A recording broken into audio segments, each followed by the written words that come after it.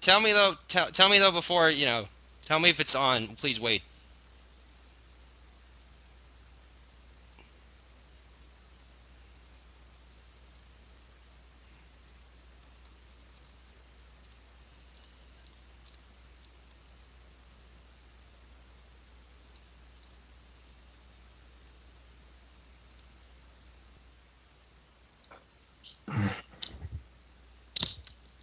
Okay. Mute your mic, Atheist Coffee. Mute my mic.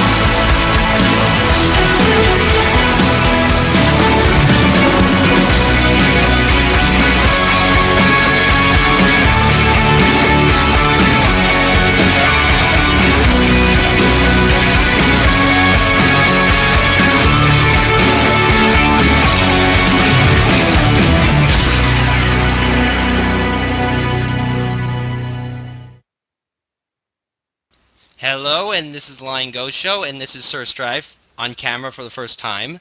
And welcome, and have a happy Easter. And today we have Talladega Tom. Tom, say hi. Hello, everybody. We have Prag. Hi. We have Realistic Nihilist. It's me. And we have Sam. Hello. Redline. I'm eating Pringles. And Atheist Coffee. That's me. Yeah, so the topic is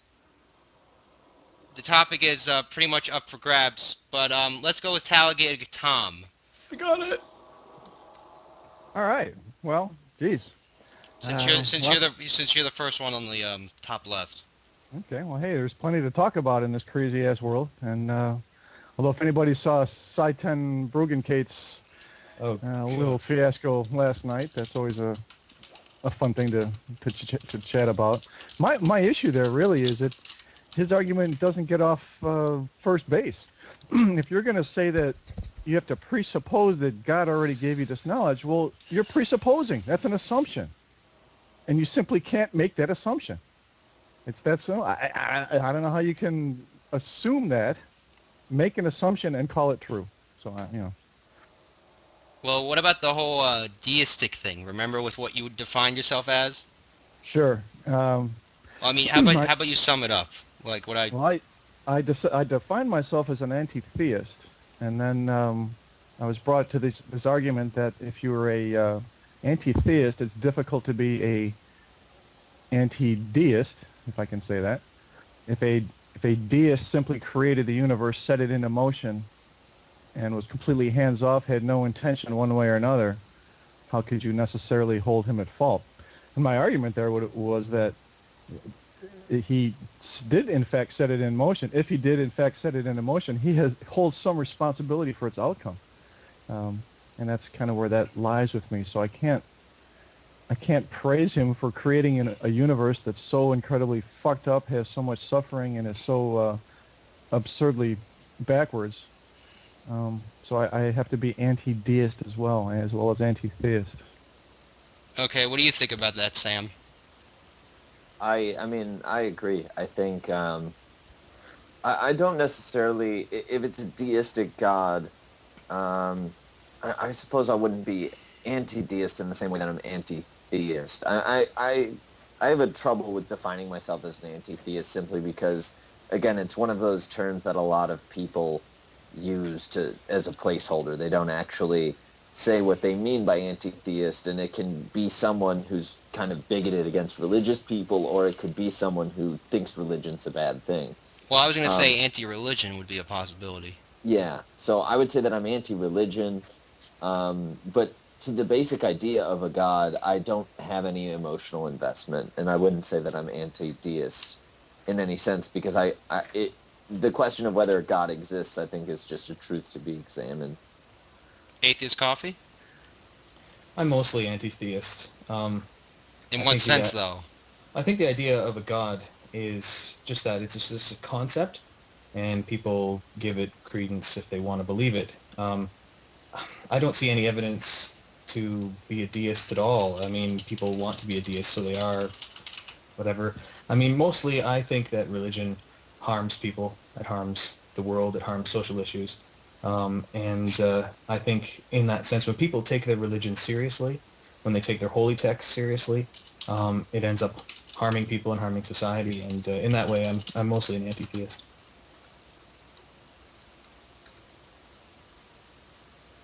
Okay, Joshua? I don't I don't know if I could be anti-deist because I don't know, like I don't really understand what Tom said when he said he was anti-deist. I don't really understand that position. You said you would hold it responsible, you'd hold the deity responsible even if he created the universe unintentionally. That's what I understand. Well, if he created this universe as we see it, this one, Unintentionally.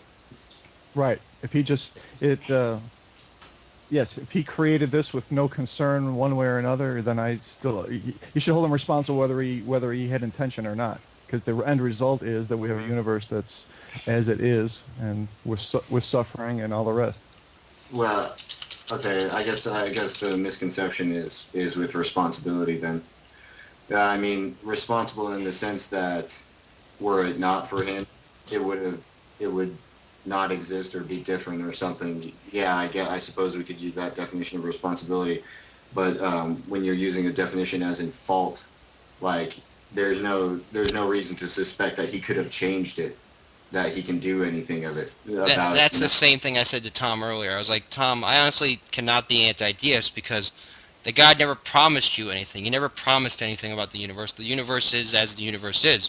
You know, he just started the universe. Maybe he didn't have foresight. Maybe he did. Maybe he didn't, you know.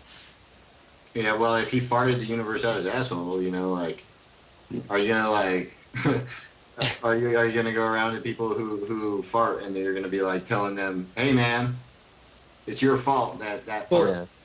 Look at where deism comes from. Deism almost always comes out of some religious context, some religion, like a Christianity background. No, but the thing with deism is like, you know, Genesis. Read Genesis.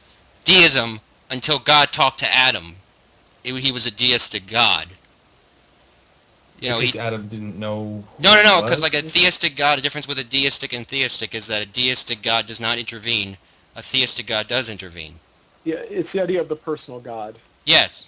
A deist just created the universe, left it the fuck alone. Like he made a digital watch, while the theistic God made a watch that's a wind-up. So the theistic God has to fuck with it. Fuck with the watch. I guess when you're talking about first cause argument, if somebody wants to say, I mean, why is there something rather than nothing, and propose some kind of a deist argument in that response as a first cause, then that's okay.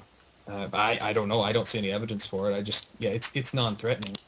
I personally, for me, the issue that I see with being anti-deist is that in a deistic universe, you can have a God without intentionality. And the part that makes me anti-theistic with the personal gods that I've encountered in terms of this exploration is that there's an intentionality, that they're thinking that they're helping a holy people, when in reality they are just shitting on everyone. Yeah, that's my point. Like, I was trying to say to Tom, I can't hate a deistic God because he never promised anything. He didn't promise... It's the idea. There is no deistic God. It's only an idea, and I particularly but you gotta admit though, a deistic I think God, it's stupid. But a deistic God is like, you know, it's like the cosmological argument. Those arguments can only prove a deistic God, at most. Well, one can only be hypothesized inside of that context. Yes, but it cannot bring a theistic God into being.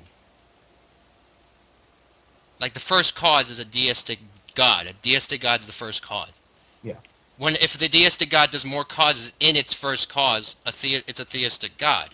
I personally have a problem with putting forward hypotheses that have no ground in evidence. So if somebody were to say I'm a deist, I'm like, okay, that's fine. I really don't care if you are a deist or not. I just think you should perhaps base your beliefs, if I can put it that way, on some kind of evidence. Okay, so say you are a deist. You can't just say, well, there has to be, because there doesn't have to be a God. I mean, we found that out recently. I mean, through quantum mechanics and Lawrence Krauss's yes. findings and stuff. I mean, so you can't fall back on that old, well, there has to be one to start it all off because it couldn't all have come from nothing. Well, there's an answer that's formulating in science. But the deistic God, though, does not claim it came from nothing either. You got to think of that. Well, no, but we're talking about the first cause. Yes, I know. I mean, the issue is that most people are. The issue is that most people want a concrete answer when there isn't one. That's the issue that I think. When the example is whenever I talk about my own research and I'm in my lab, I'll kind of pan my camera around. Here's some doodlings that we've had, and very scientific. That's my workstation right there behind my shoulder. But how many computers do you have? This lab has 4 computers in it. All of them are dual monitor. Is that in your house? No, I'm in the lab right now. I do most of my work. I was like, is that your house? Damn, you're good. No, my house is much messier. But the whole thing is like if someone asks, the best way to explain it, what I'm getting at, is when someone asks me what I do research on, unless they're a scientist, it's very difficult to explain because of the fact that there are so many, there are so many qualifications. I'm looking at, for example, one of my projects is looking at the quality with which we can match proteins using cell lysase, which essentially is you take a whole cell, chop up all the proteins, and then submit it to a mass spectrometer, and then you can get all the proteins. And now if I explain that, that's very broadly going over it. But that's not at all the case with what we're talking about, because there's such a level of detail and so many there's so many little qualifications in terms of what I'm doing. And people want a definite answer, but the thing is we can only say with certain degrees of confidence that certain things are true. And they can only say that, at base, we really don't know. Yeah, you don't it's funny, though. You don't make general statements. You basically say, well, under these conditions, we know it works. Mm-hmm. And people aren't usually satisfied with that answer because they don't think conditionally. They just think, well, is it the answer for every problem or not? Yeah. Right. Yeah, it's funny, though. They want a concrete answer, but they want to put a concrete answer that's outside the realm of scrutiny. So you're putting a concrete answer that's not really concrete. It's kind of weird. Okay, but the question is there a reason to hate a deistic God? Because it's an unsupportable claim. Yes, but yes, I'm saying as a belief. It doesn't matter what the theory is or hypothesis somebody puts forward. If there's no underlying evidence as a reason for it, then I would oppose it. No, I see no reason to hate something that there's no evidence for. Yeah, that's what I'm saying though. Like when you say anti, means you're against. The idea. Hate the idea of it's a stupid. I could say there's a purple unicorn in my dresser. It's dumb. Yeah, I don't hate dumb ideas. I just disregard them. Yeah, I get that. But when you say anti-theist, it sounds like you're like anti-religion. You're opposed to religion. Anti-theist, I would say you're against theism. Well, essentially, everyone is against. Everyone is like minutely against beliefs that are not held in their own mind. I mean, I know you want to sound open-minded, and I'm not saying close your mind, but until someone provides you with an accurate argument, you're going to maintain your beliefs regardless, right? The only difference between you and a presuppositionalist is you won't give up your position no matter or a presuppositionalist won't give up his position no matter fucking what, right? But you on the other hand are willing to concede, but you'd still rather continue in your own beliefs, or you believe under those circumstances that you can be subverted into some situation in which you don't know everything. So everyone is kind of anti not themselves, right? Essentially. we've all come to a place where we've looked at the evidence, we've looked at the things that we hold to be true, and we think that there's good basis for them, and so we each think we're mostly correct until shown otherwise. Yeah, I would say. Right. Well, But the difference is we You can be have shown to otherwise. assume you're right, or else you can't function. right. But- You apply adjectives to yourself, and that's all deism is. You apply this adjective to yourself that you believe in this thing, and other people who don't find that, it's like someone could be anti-science and you would find that detestable for whatever reason because they use the scientific method. But the point is that science in that aspect is not a practice, it's just an adjective, it's a label that you apply to yourself. So you're talking about your personality and what you think about science or what you think about deism. So everybody is anti-something in that sense. So I can be anti-deist in the sense that I don't hold that same belief, and if someone doesn't provide me with an accurate reason to hold that belief, then I would prefer that they do not hold that belief because it's an untenable belief. So that could be a reason to be anti-deist. But as far as me being ardently anti-deist, like wanting to go and manipulate people's beliefs. Yeah, I don't need to convert anybody. Right. Yeah, I don't. Like, Well, I but mean, there it is a- doesn't seem but remember, harmful, there is a though. huge danger with religion now. I mean, religion causes harm. But we know it Tom, causes harm. Tom, deism is a non-religious position. You cannot be a deist and be a Exactly. have You a can be religion. religious with any But- belief. No, but no, but again, you this- can't. this- Prag. Yes, you can be religious with absolutely No, but the any belief. deistic God does not make a religion. Well, Well, of I course, guess you no could be belief ideological. makes a religion. Yeah. Theism is not a religion, guys. It's a No, belief. no. I understood that, but a theistic God makes a religion. A deistic God cannot make a religion. Sure, That- you can. Well, do we call it something that's held against all opposition to be a religious belief? Or Well, I No. would say that it can fall within the framework of a religion. The fact that God exists is not or that Jesus Christ has risen does not make the Christian religion. It's the doctrine that Yes, follows yes. Yeah, The you can God be has to talk. religious with The your God, atheism, the guys. God has to You talk can to be the guy. religious with anything. You can I be think religious it's- with your liking of bread.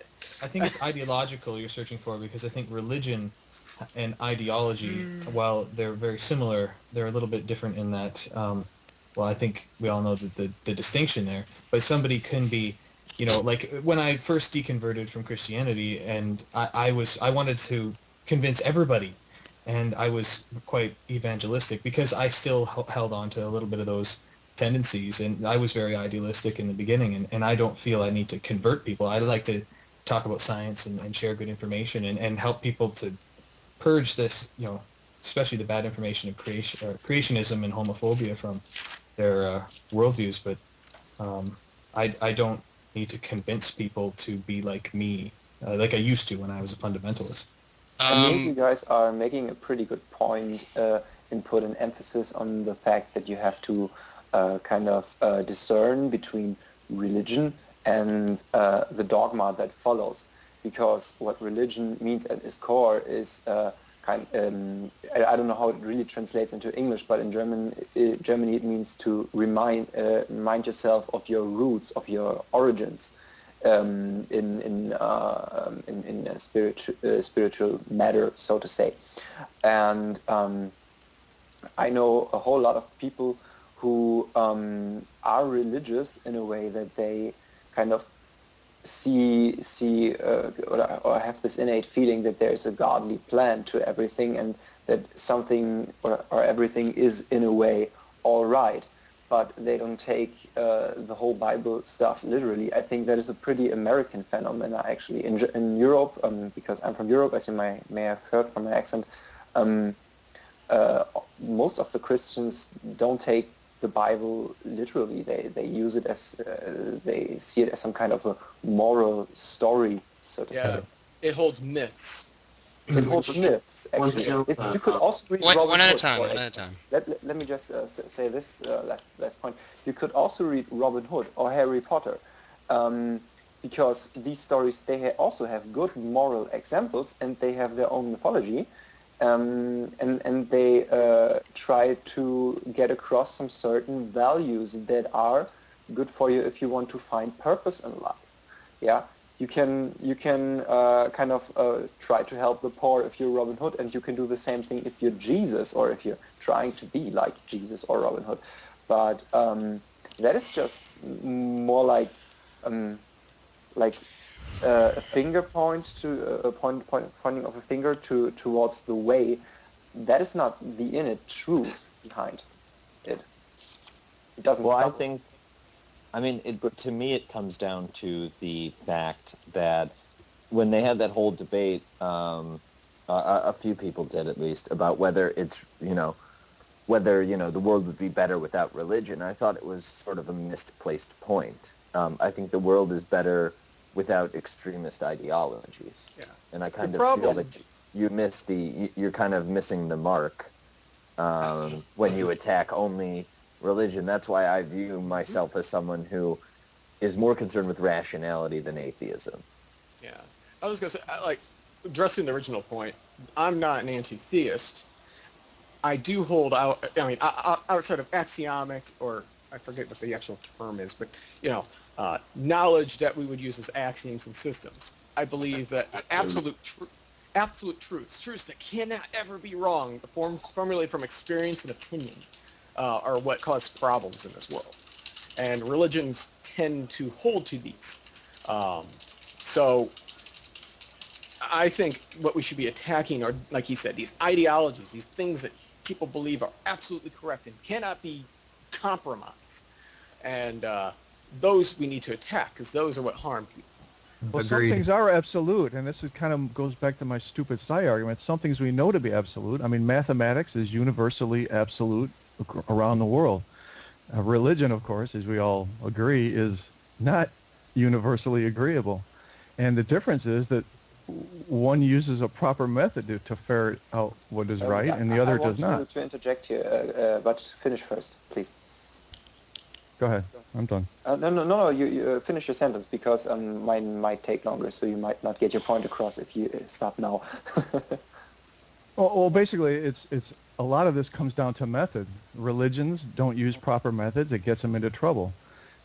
Things that we know, mathematics, for instance, we do know that 2 + 2 = 4, and it can be demonstrated and repeated and all the rest of that. And that's universal around the world. So if we can get religion and the idea of God to try to follow some universal method, like the scientific method, God would immediately disappear. So that's my point. The religions aren't using good methods. That's where the woo just kicks in and yes, Katie bar the door. That is exactly the concern. May I make an analogy here? Because I think of the people that are here, I might be the one who's the most on the religious side, though I'm not a Christian or anything. I'd say like theist, in my opinion. Yeah. How about spiritual? You're the most spiritual. I'm the most spiritual. Yeah, I think so. What you're saying there is totally correct, but it is not wherever it is not true for all of religion. Let me put it this way: there's two kinds of science, like there's two kinds of religion. There's like the popular science, which we all know from the TV, yes, or which we kind of know from school, like whatever Columbus discovered America. That's not science. That's history. He's just trying to make an analogy. Yeah, and history is science. No, it's not. Not really. Not in the traditional. You can't repeat Columbus coming to America. You can't repeat it. You can reenact it, but you can't repeat it. And also, he wasn't the first one to come to America. That's been debunked. Of course not. That is what I wanted to say. Okay. We have popular scientific knowledge, which not necessarily must be true, because it's only the most known version. For example, as I take this as an example. Most people, I think, would think that Columbus discovered America. Some people are more educated, and they maybe would know that the Vikings had been. Leif Erikson had been there. Or, and if someone really dives deep into the topic, he might even know that there are theories that people from Polynesia actually arrived in California. And on the other hand, it's pretty much the same with religion. There's popular religion, which is what like the majority of the people believes, and which they kind of swallow without being able to kind of question it, like people, which pretty much the same what people do with some scientific facts, because they have no means of questioning that. And then there is the mystery traditions within the religions, which you find in Buddhism, Christianism, in Judaism, and so on and so on. You will always find this hardcore of people trying to get to some kind of innate truth, and they are doing this by very elaborate methods, which may not be exactly scientific in a way like a physicist does something, but they at least try to follow a certain path and to keep things repeatable. Well, religion was humanity's first attempt to make sense of things. Actually, yes. But it's... Go ahead. And even to this day, they're still getting it wrong, because all those religions you just mentioned, while they're apparently honestly trying to come to the right conclusion, they're all coming to different conclusions. This is an obvious. No, really? This is obvious. They're all coming up with different ideas of what God is and what their God should. There's the cat. And the rest of that. I don't think so. If you really go deep into the topic, that is almost past comparative religion. There have always been the same experiences described, which kind of lay the foundation to the different religions. If you look at Buddhism, I think that's a pretty rough comparison. I mean, because you compare, there are similarities. Say, you take Christianity and Islam. There are similarities in prayer. There's similarities in morality and in their holy texts. But they are so different. It's for the most part, and their methods and even their experiences are quite different. What I think he's getting at is the idea of religion's a social system. It thrives on development of, well, not spirituality as much as it is morality, the way we work together. And that's why a lot of religions, if not all religions, have their own rituals and practices, because it's the way people get together and relate to one another through these practices and rituals, and thus developing society. So like way back then, before we had very much to work off of, religion, while also being a way we explore the world, was a great way to use these experiences, these differences in opinions, and apply them together so people could work together better. So I think in that aspect, religion isn't on the wrong track. The old ways and never expand on them. You never bother to question them. That's when you get these effed up religions of the day. Oh, yeah, religion was useful before we knew anything. Go ahead. I don't know if it was ever really useful. It inhibited science and inhibited human progress for centuries, thousands. Yeah, but that was not the fault of religion. That was the fault of the politics of mortal man. And wait, Kenshi. When you say mortal men, isn't that just where the religion came from too? So isn't it pretty much because men can manipulate things? Oh, exactly. No, you are intercrossing two topics here. You are somebody just said that some kind of an idealistic thing, yes, killed lots of people or hindered progress. That would be like saying my love for cheeseburgers stopped progress, or the love for cheeseburgers. No, but I don't think that analogy works. I have a counter argument to that, and my counter argument would be that it's not.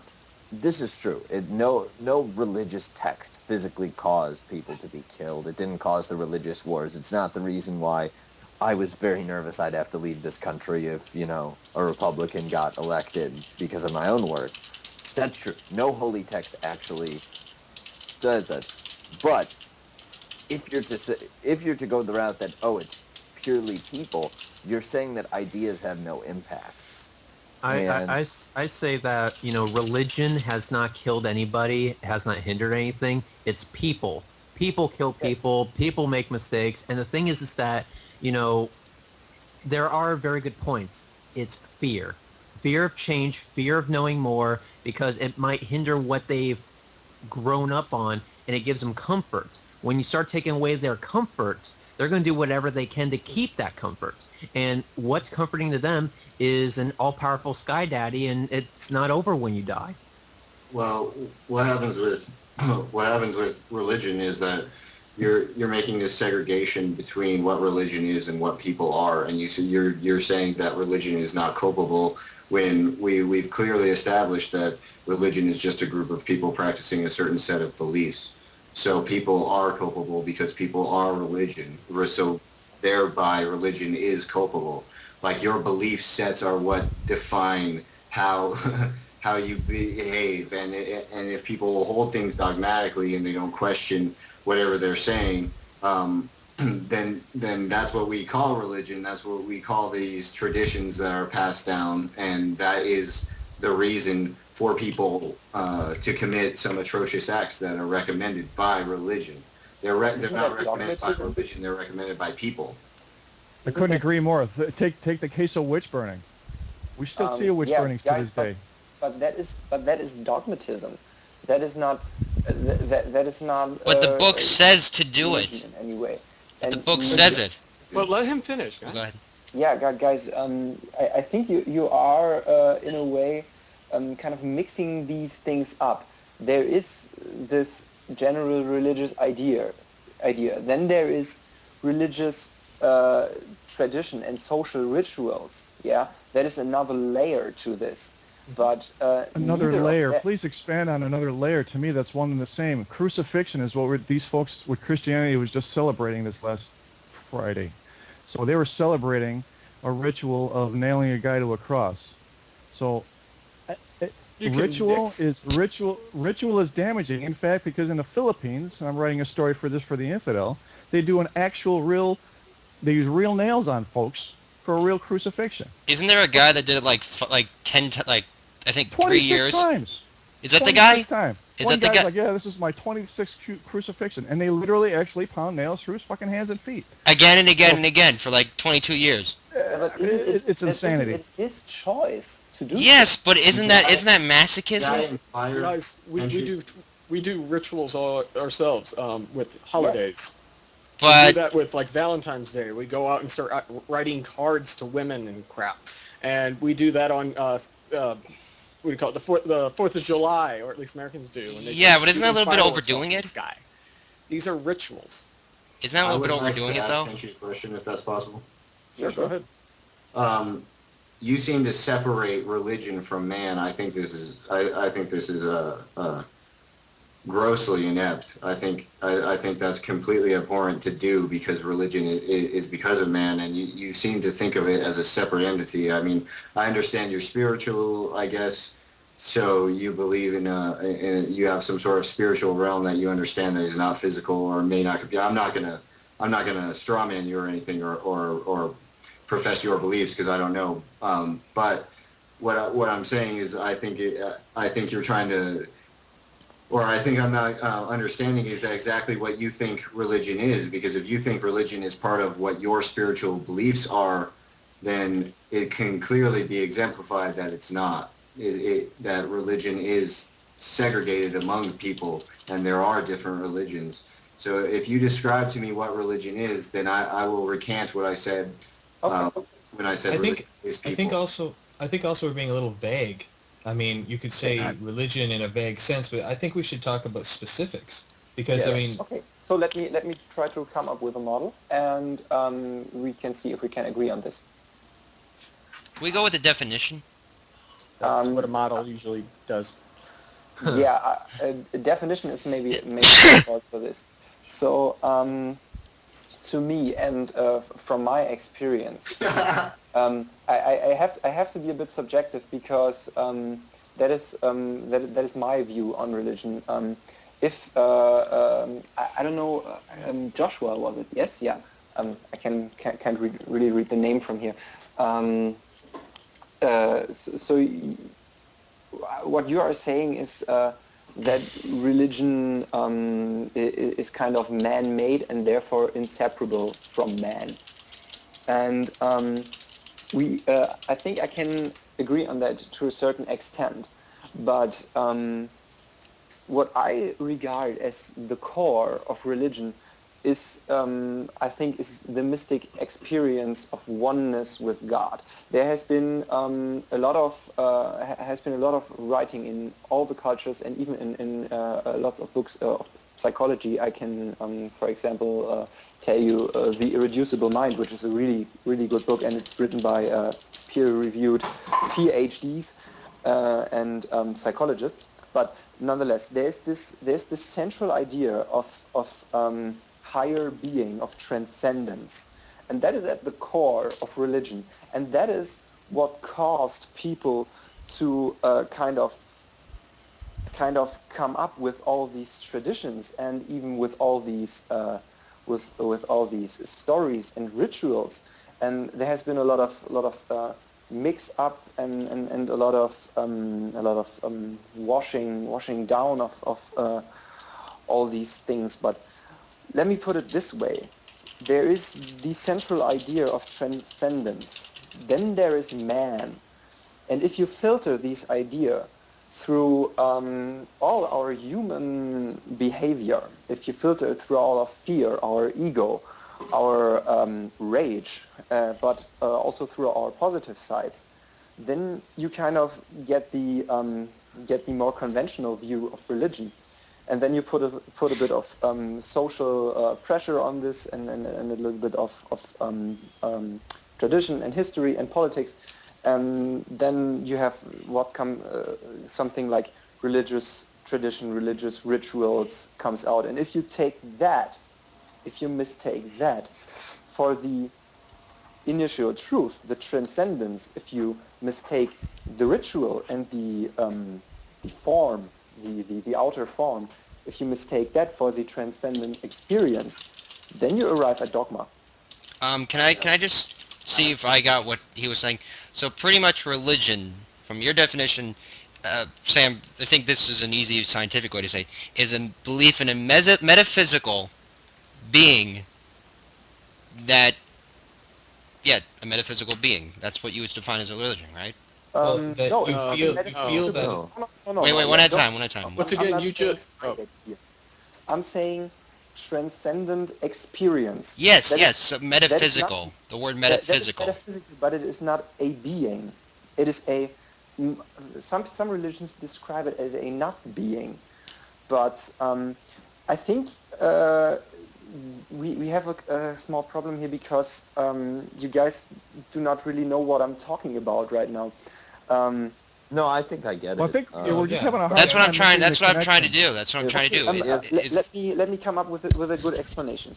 There is this. I know this topic is controversial, but you know near-death experiences, all right? Okay. Yeah. Mm-hmm. Yeah. In some of these experiences, especially in the ones that kind of had some of the more horrible conditions to them, people would not just leave their bodies, but enter a white light, and they would use words like "there was eternal love," or there was no separation between me and the others. I was observing the light, but I also was the light, and something like that. You can clearly hear that there is no separation anymore between subject and object. This is some kind of a sense of absolute being, of absolute oneness. Yes, and this is what I think is the transcendent idea. And some Doesn't people that- might call this light. That's Doesn't just that feelings. always happen in your mind, though? It Yeah. sounds like to me. It's just feelings. I feel this, and I call it God. What- Yeah, that's Well, that's. I No, would guys. like to jump in. I Guys, mean, you for anyone are- here that's... Okay, sure. Go ahead. If anyone here has ever taken hallucinogenic drugs, I mean, technically that's religious. I mean, it's Good not point, really yes. something that... Some people do that for religion. Yeah, I mean, it's to me, It's I spiritual. agree that... I wouldn't say I- religious. It's very spiritual. But I agree with... I agree to the extent that God, believing in a God, does not define a religion, because Buddhism is a religion, I think we would all agree. There are Yeah. even atheist It's Buddhists, by the way. atheistic. So I think it's the dogma that defines religion. I mean, we can pretty much pinpoint exactly why people would feel the way they feel when the brain is in a state of disrepair. People have done studies on this. They can actually replicate near-death experiences. I mean, it's been done before, and so these near-death experiences guys, do not. No. Yeah, it has. No, These studies are quite well known. You can.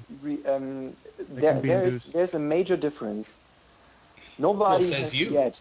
Wait, Kenshin, You take the testimony of a guy that went through this supposedly legitimately, and you take a guy that they were testing on, they converge on the same answer. Yeah, that doesn't. But that is not. Is not the core of the whole thing, because I have read, I think, a dozen books about the whole topic, and what the major problem is between all the explanations, like even Michael Persinger's God Helmet or whatever, no one has ever yet managed to recreate a full near-death experience without actually having a near-death experience. So artificial near-death experiences have not been creatable with the same intensity or with the same quality that... Wait, how do you know that, though? I would like to posit more inquiries. More questions? Okay. You asked why I know this. I think you guys really should read the book The Irreducible Mind. It's like 800 pages thick. It is by, let me just throw a quick glance at it. It's by Edward F. Kelly and a few other guys. And it is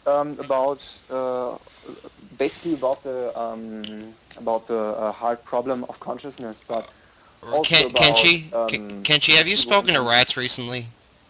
Hold on, he was in the middle. I know, but I just wanted curious about this No, I haven't.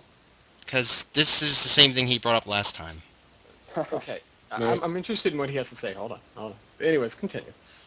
What were you saying about this book? So if you read this book, there's like 200 pages about near-death experiences, and they really go in detail about into all the theories that are yet on the market. The book, I think, came out last year or the year before, and it's pretty recent. And if you read through the book, you will find that all the most popular materialist explanations of the near-death experiences, they are not bad, but they always fall short. And I think Kenshi, I would ask a question though, and without even saying or casting doubt on this particular book, I would ask, what is the scientific consensus on this subject as a whole? Because I spent many decades, a couple decades, with one book, and I've moved away from this authority to a book, and I've kind of gravitated more recently towards the scientific consensus because I found that quite a bit more reliable when looking at subjects. And if you look at NDEs and the scientific consensus regarding them is the same as it is for say alien abductions or the Loch Ness Monster or something. Usually the scientific consensus is there are these accounts. We don't discredit these accounts. They're something, but they're not proof. Oh no, I'm not saying that anything is proof, but neither are the current materialist theories. So this is an that argument. is my whole point. I kind of don't agree with the whole thesis by we can basically make artificial NDEs. It's not a big deal. It is a big deal because that is kind of a wide leap. Yeah, well, it is a big deal in a sense that we have it's been very well documented. That's the thing. This isn't something that people have taken lightly. So of course it's a big deal. No one ever said it wasn't. And that's why it's been studied as hard and as the scrutiny of it's just been so high. We all really want to know. There are questions I feel no one's asking. Go ahead. Okay, so you basically equated what religion is to spirituality. Is that fair to say? I'm sorry, I didn't understand that. Yeah. Is it fair to say that your definition of religion, most people would apply to the definition of spirituality? because that's what I felt it was. Your definition of what we think we're calling religion, you're calling dogmatism. So when you put it through the filter that you described, that's what we're talking about as religion. And what Yes. you're talking about separately is what we call spirituality. Yes. So yeah, I think you're saying the right thing. I'm not sure if I understood you 100% because of the language barrier, but I think you got my point. Right. I would like to remark something. Talking may I about finish? this, huh? May I finish, please? Oh, sorry, I didn't know. No, yeah, no, it's fine. I was trying to get a basal standpoint. Okay, so at this point, you're saying that the reason for the birth of this dogmatism is basically spirituality. You're saying that everyone holds these inquiries, but the thing that is upsetting, and I think all of us might find upsetting, all of us in this atheistic community might find upsetting, is the fact that there can be this sense of profound unity without there being a spirit or spirituality or appealing to deities or appealing to anything. Because as I was talking with Atheist Coffee before about the law of identity, essentially all we have is moments in time, and it's really just the fluidity of existence that we decide to define as whatever. So you're saying these people feel this unity, and my question to you would be, why is it not possible to feel that unity all the time if I feel it and still not be spiritual and not be deistic? Because that's where I feel like I am. I feel like I have this profound unity with everything. I just segregate it separately and temporally.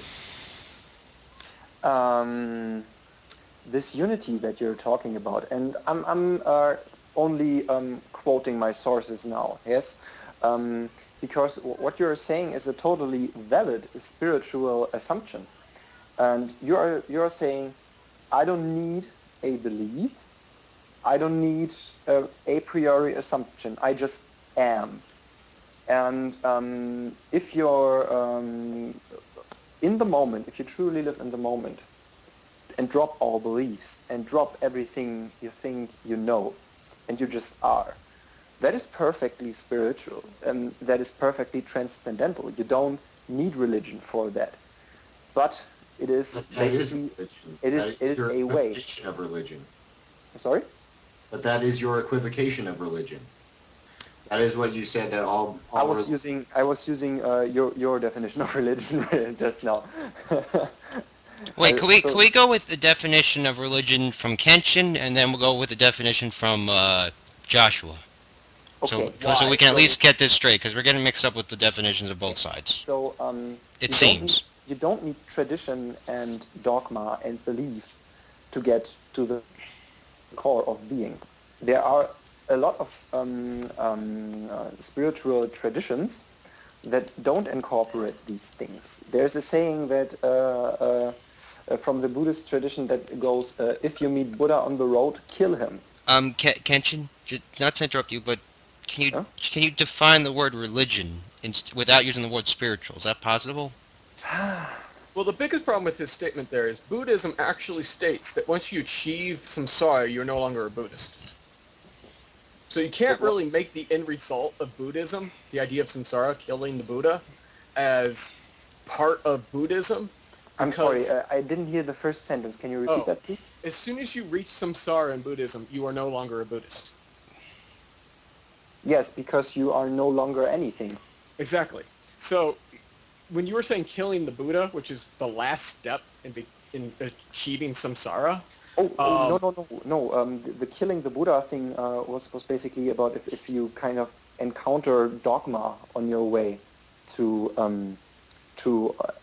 if you encounter dogma on your way, the question is not to where, but if you encounter it, get rid of it. Well, and as soon as you've basically killed the Buddha, destroyed all dogmas, all ideologies, all these ideas of dualism, you've achieved samsara. That's actually how it's taught. Now, I don't want to get too much into this, but the whole point is that is not religion. Religion actually has to have a dogma, a system of doctrine behind it. And that's where it gets its moral code. If you don't have doctrine, you don't have a religion. You just have a bunch of segregated beliefs that don't relate with one another. I would call that last one like meditation at best. Yeah. So a religion in itself holds to beliefs or belief systems and moral systems. It has to. And more importantly, those beliefs cannot be changed. Well, yeah, the dogmatic ones are all in the core of the religion. It's like a society. Our moral laws can't just be changed without having to change how everyone interacts with each other.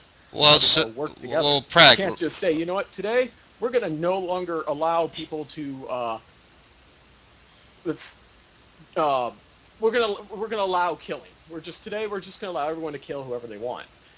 If you do that, the society will fall apart. Yeah, the difference is here, we make our social decisions based on good, sound thinking. Religion doesn't do that. They just grab their woo-woo and run. That's the danger. Society bends its idea. Wait. Kenshi, can you wait for a second? Can Joshua define religion, and then Kenshi will define religion? That's what we're trying to figure out. What is his meaning of religion? Yes. Can I make a mental note though? I like the whole moral question and the kind of making common sense. Maybe we can get to that later. But yes, of course. But Joshua, would you want to define what you would think religion is? Religions are dogmatic beliefs enacted by people. Okay, and Kenshi, what would you say it is? I say. Wait, would you agree with his definition? Let's just go from there. Okay, religion is a man-made path to a destination that is beyond man. A man-made path that's beyond man? That is so... Destination. Yeah, that Kenshi, do you go... Let's just simple go to this. Do you agree with Joshua's definition? Before we go ahead. Before we go there, Kenshi, you do realize you've used terms in there that no one understands. Sounds like it just contradicted itself. Well, it didn't contradict anything. It's actually meaningless. It doesn't... It's not... I mean, I just don't see where this is going because we're not agreeing on anything. Yeah, that's what I'm trying to do. I'm trying to look like Kenshi. That's why I said we have to be specific. Talk about a religion. Talk about a belief.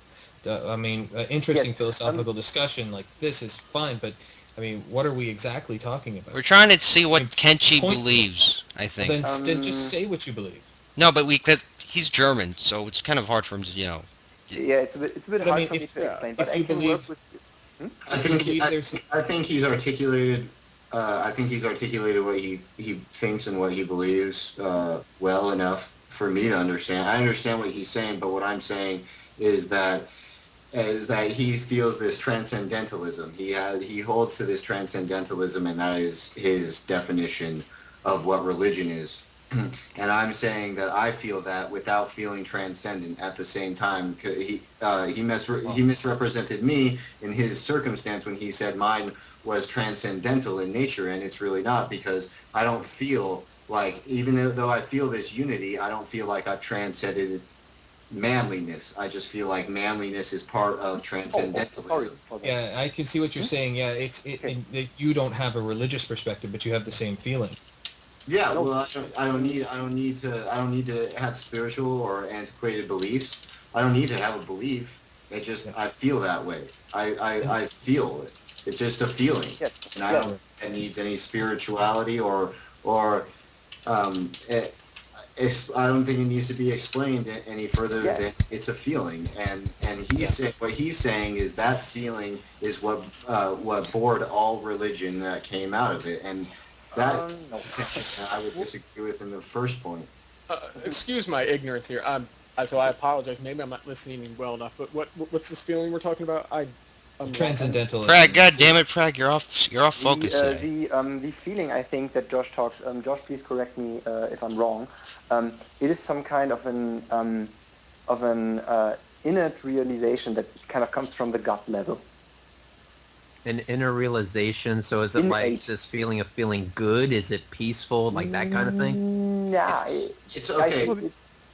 I think Josh had a good point. It is hard to explain. It is actually so hard to explain that you cannot really what is this do it feeling to someone telling who has you? not been there.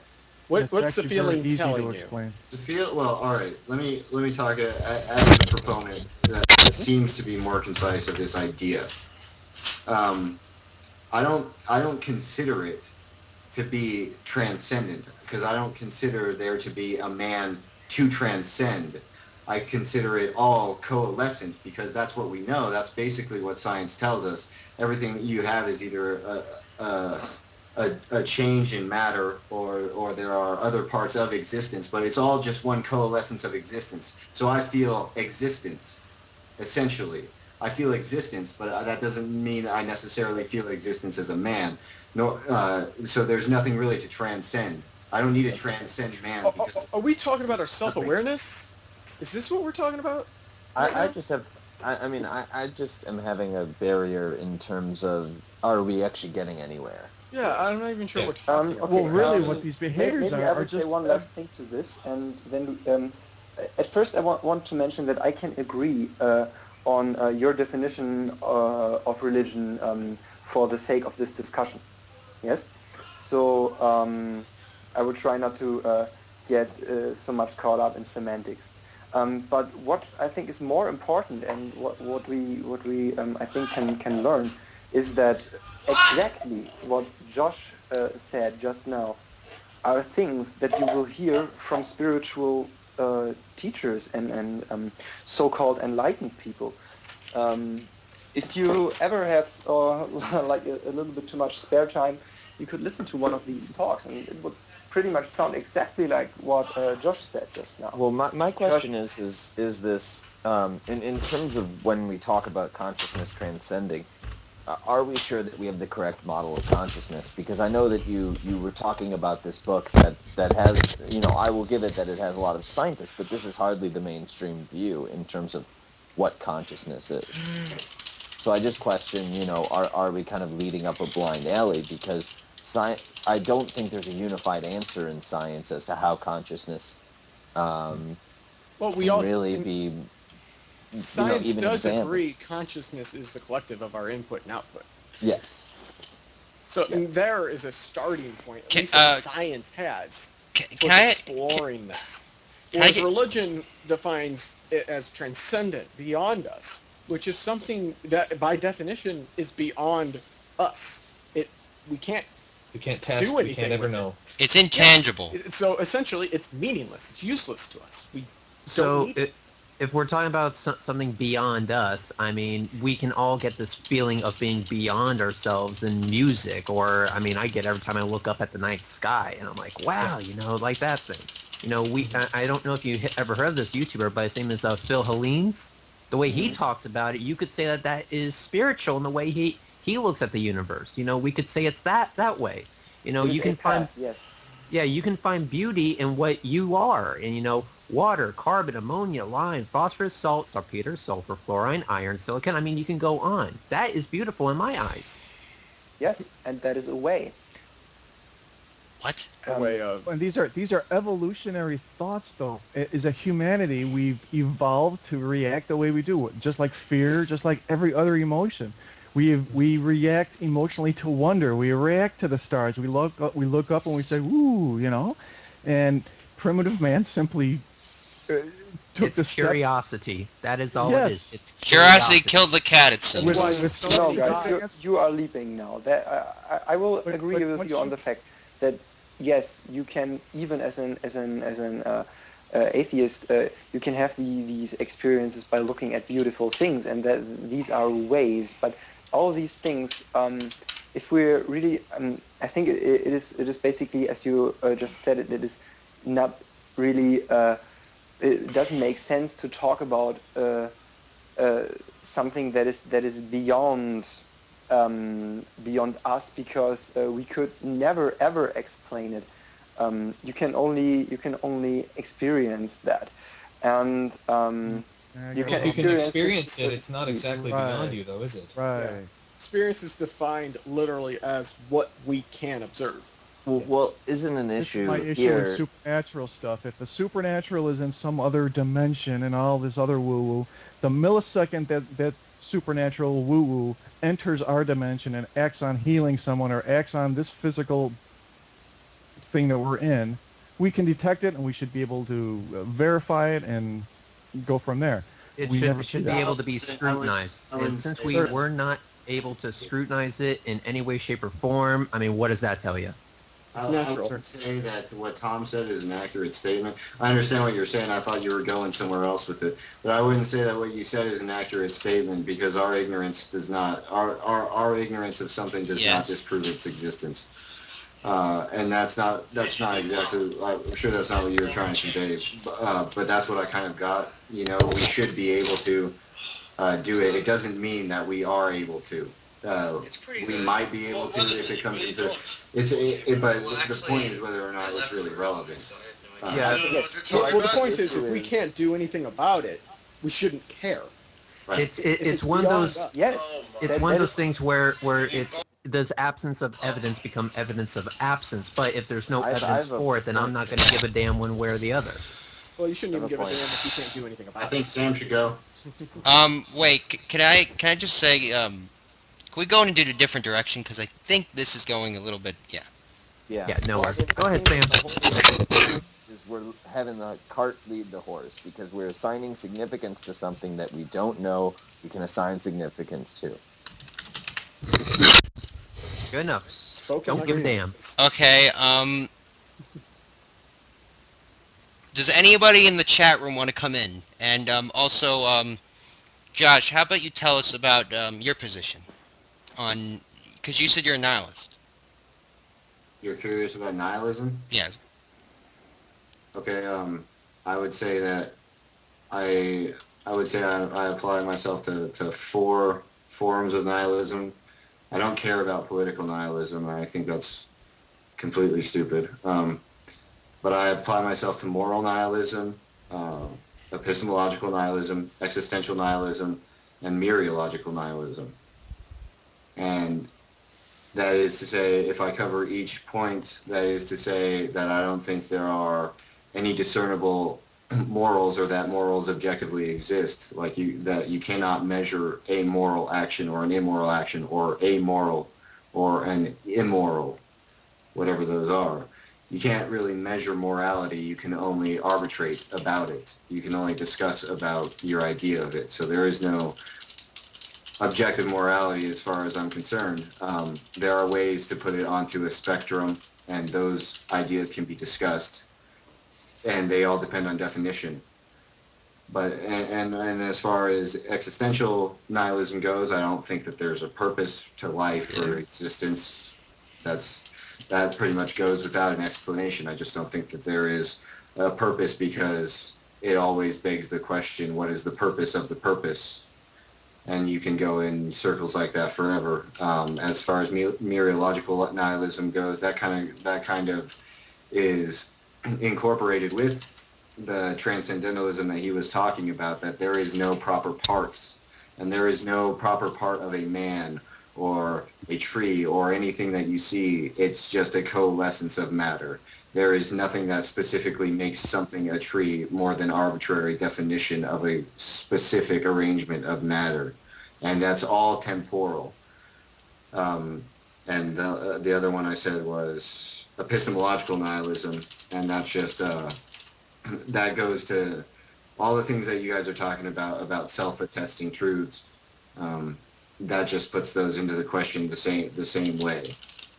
Because the impossibility of the contrary is an answer, and it is an adequate answer if you want to get anywhere. But there's a reason that you can still question that answer and question the validity of the logic in it.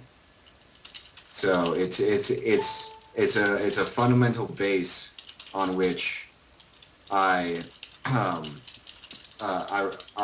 erect my entire outlook on life. Okay, I would like to ask you a personal question, if that is all right. Yeah, sure. Okay,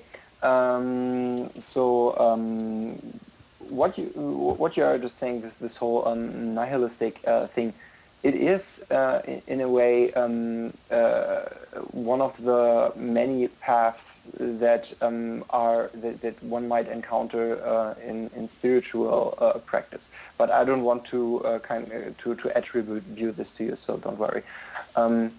But if you don't mind, how long have you been living this way, and what were the changes that you encountered in life due to this way of living? Well, see, I don't think I ever started living this way, because, like I said, I think it's the fundamental base on which I erect my life. So I think at the start of my existence, or at the start of existence in general, I was always this way. I didn't identify as it, like I didn't identify as a through ignorance. What the things that led me to identify as it, which is what I think you're asking, is initially just skepticism and introspection and introspective thought, really, is what just led me to it. And the fact that I couldn't, like, when you accept a self-attesting truth, which I'm fine with, the fact that I can delve deeper into it and question the self-attesting truth is what led me to it. And really that kind of thing, like, if it is so self-attesting, how can I question it? I shouldn't be able to question it, not at all, even if the question is nonsensical.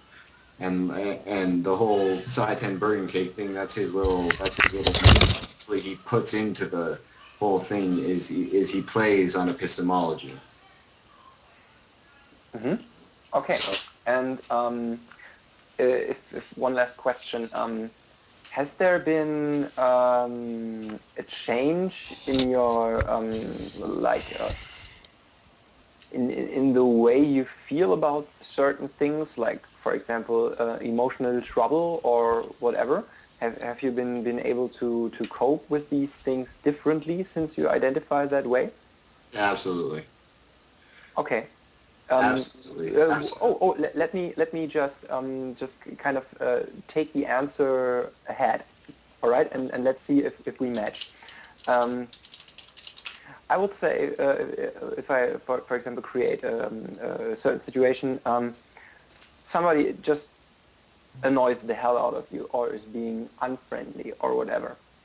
I think the first gut reaction of the common human being would be like to annoy them back, or to not annoy them back, but to feel annoyed on your on your inside and maybe smile it away. But there would be this feeling of annoyance within you that you would carry with you.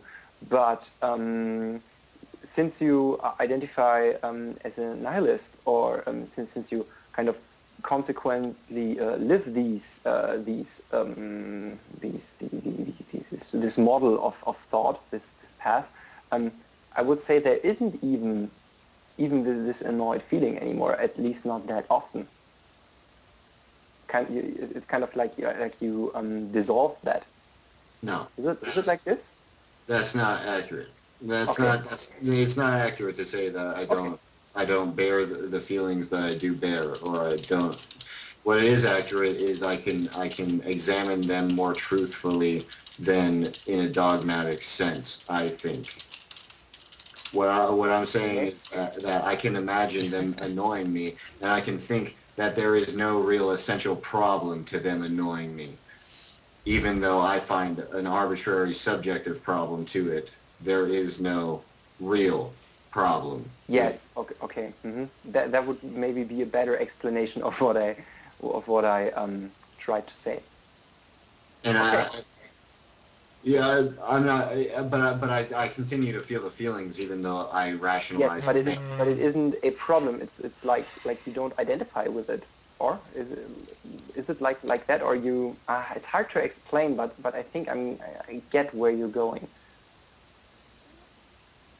Well, I Okay. guess I still have a very funky definition of what spirituality is. This is just a wacky, weird concept that is kind of a vague feeling that everybody gets, kind of like hunger and thirst and fear and running away from something, from a tree branch that's going to fall on you. It's these are natural things that evolved, and we've added some placeholders to them with words, but eventually, we understand them. Like we said earlier, we can induce the light at the end of the tunnel. We know these things are not supernatural events. So I don't understand what spirituality is. I mean, the question is, what are you seeing if your eyes are not working? The only thing that would make sense is it's in your subconscious. Since where do dreams where do dreams take place? It's not your eyes. Yeah. You're not seeing with your eyes in a dream. You're seeing. I think essentially what we're asking is spirituality supernatural? That's what we're asking. Correct. I would say no. Demonstrate. Yeah. Agreed. It's not. Well, atheist it is natural. If you say that if it's not supernatural, then you could be going with the description this feeling of unity, which is obviously natural and from nature. But all we see is the natural explanation. We don't see any supernatural explanation at all. So you can posit one. You're free to posit anything, UFOs, leprechauns, whatever. But you can posit that there is a spiritual realm, and that's all well and good. But we can see physical basis for all these things that we're talking about, and we in science has tested many of them. If you're positing a realm that you don't know exists, then spirituality would then be supernatural. If it's what I feel, which is what I think, which is what I think. I'm sorry, Kenshi. Yes, you can call me Paul. Which is what I think Kenshi feels. Then it's not, unless he posits a realm that we can't verify to exist. Then he's describing a natural feeling. And this has done it within science itself. I mean, Einstein posited a constant, and then he withdrew it, said it was his greatest mistake. But then we found out that there really is this constant. Oh, I know what you're talking about. You're talking energy. You're talking about the cosmological constant, right? The cosmological constant that's expanding the universe. See, It was proposed, but we realized that there's no evidence for it, and so we put it on the back burner. We didn't take it as a matter of faith. We didn't take it as a matter of belief. It was a possibility that needed to be demonstrated by evidence, and we have some evidence, and it's shown that it most likely really does exist.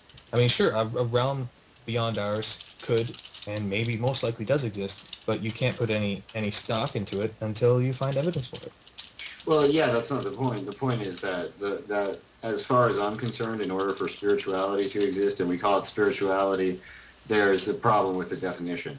There's a problem with the label. We could call it something else. But the thing is that the only thing needed to prove that spirituality is the feeling of spirituality, as far as I'm concerned. If you feel spiritual, then you are spiritual. That doesn't necessarily mean that there is a spirit or something outside of you, and it depends on how the terms are all convoluted, and people take it as proof, but that's what the Bible says, that faith is the evidence of things not seen. I mean, it's not evidence. People take it as evidence. They mistake it for evidence. But it's just a feeling. They think belief is belief plus evidence. Evidence of what? Nothing. Yeah, but I think we're kind of beyond dogma right now. So I'm sorry, but when you say dogma, I would think dogma is going to a strict tenet of a document that is the foundation of a religion, like the Ten Commandments. If you follow that word for word, or you follow the Mosaic laws, you're going by the thing's dogma, by what it says literal. Well, yeah, there's a codex involved. Agreed. Yeah, that's what I would say dogma is. I don't know what yours, Kenshin, I don't know what the heck you say dogma is, because it's so vague. Maybe it's because this is your second language. Maybe, I don't know. Could dogma is literally like instructions. So, so when someone says the Bible says, isn't that dogma? Yes. So that's what the Bible says, though. Well, if you take that as your spiritual, or if you take that as the source of your moral code, of your law, then yes, you have to take it as literal. Yeah, exactly. If you just say, well, this is what it says, and people mostly take it, people that believe in faith take that very, very literally. Then you could say the Constitution says something. That's a dogma. It becomes Well, no. Yeah, It's when you it becomes follow it. It's dogma. Yeah, I'm sorry. Correction. Dogma is more your reaction to it. Yeah, Dogma, this. Like I would say, if you follow that African Americans are 2/3 of a person. No, wait, was it 3/5 of a person? 3/5. Yep, it's, Yeah, 3/5. 3/5. It's defined as such, dogma, a principle or set of principles laid down by an authority that is incontroversially true. Yes, like that. Like if we did the Constitution as dogma, that would mean African Americans are still slaves because that dogma, that absolute authority, would have been the person who wrote the Constitution, and yet we said fuck you, pretty much. All right, so The Catechism would be a dogma or would be a doctrine of the Catholic Church, which is where they produce most of their dogmas. So the issue is that there's an authority that needs to be demonstrated. Yeah, that's the whole issue, that I have with it is that, can you show me this authority? And if you can't, what if there's no evidence go for or against that certain claim, why should I even give a damn? a lot of times, I think we all can good agree, question. I think we all can agree, they're pressured because their society they've grown up with that agrees with it would likely reject them if they rejected it. So the idea of rejecting it seems absurd. And It has a dangerous. cost. It has a cost, right? Yeah. Has a cost. So, I mean, can we anybody talk who's an more- atheist who's come out has already felt that wrath. I mean, if you come out as an atheist, you've already alienated yourself with certain friends. I can almost guarantee it. Some family Oh yeah, members, yeah, that thinks was you're the the story devil. with me. and it's I was practically disowned by my family when I came out as an atheist. I was brought up as Catholic, and I was like, wow, you guys are total douchebags. They invited me back in now after I kicked their ass a little bit, but it was just that that initial fear. I mean, it was there. It scares the shit out of you when you realize that all this may not be what they said it might be. It Right. scares you, and fear is one of the anchor points that keeps you in the faith. When I called myself an atheist at 17, do you know how scared shitless I was? I was I'll bet. terrified. Yeah. I'll bet. What were you Yep. terrified of, if I might ask? One of the fears actually came true. That was being disowned by my family, losing a couple friends, and I stayed at another friend's house that really didn't give a damn what I believed in. I stayed at his house for a couple months, and then my family kind of realized that what they were doing was wrong and immoral, and they kind of invited me back in. But ever since I came back in, it's not the same. It Yeah. never will be the same. As A long little as they distance there maintain now. that- Yeah, Yeah. You get those looks. Yeah. Exactly. It's the look. In every single room of the house that I was living in was a crucifix, and they made sure they hammered the biggest one in my room. I had to kind of remind me about it. Oh, I used to have my mom throwing holy water on me at night, and I'd always be like, "What the hell?" Because I'd wake up from this cold sensation on me. I'm like, "Oh, fuck." God. It's just like that. It's never the same. You always get those looks. You always get that feeling that you're being watched, and it's creepy as hell, and you don't want to deal with it anymore. And so the fear was justified. But you know what? The truth is the truth, regardless whether I like it or not. And Well, that's you the can't handle the spirit. truth, so you just sin against God. Yeah, I Thanks, can't handle Sye. the truth. Thanks, Sye Sye 10. Ten, Ruben Kate. See, Strife does a better impression than me. Well, yeah, I did that Yeah. to DVR, I think, once. I'm gonna kick Kenshi out. Kenshi, nice having you on, okay? Mm-hmm. So yeah, talk to you later. I mean, it was literally, a terrifying time, where, I basically said, it's like there's this term closet atheist, and I was one, when I was a closet atheist. And I tried my very best to go to church, but, there was some things that the priest would say that would honestly make me start laughing. And so, that was the first hint. And so they pressured me about it, and they knew something was up. My parents knew that something was up, and so they got it out of me, and I wish I never told them, because it led to a total shitstorm. But as soon as that happened, all the walls that held up my life at that point collapsed, and I had to rebuild from there. LiveLife, you look like a stoner in your pic. Well, thank you. I'll be right there. I'm just, Anybody with me? Who thinks he looks like a stoner? No. You don't see it?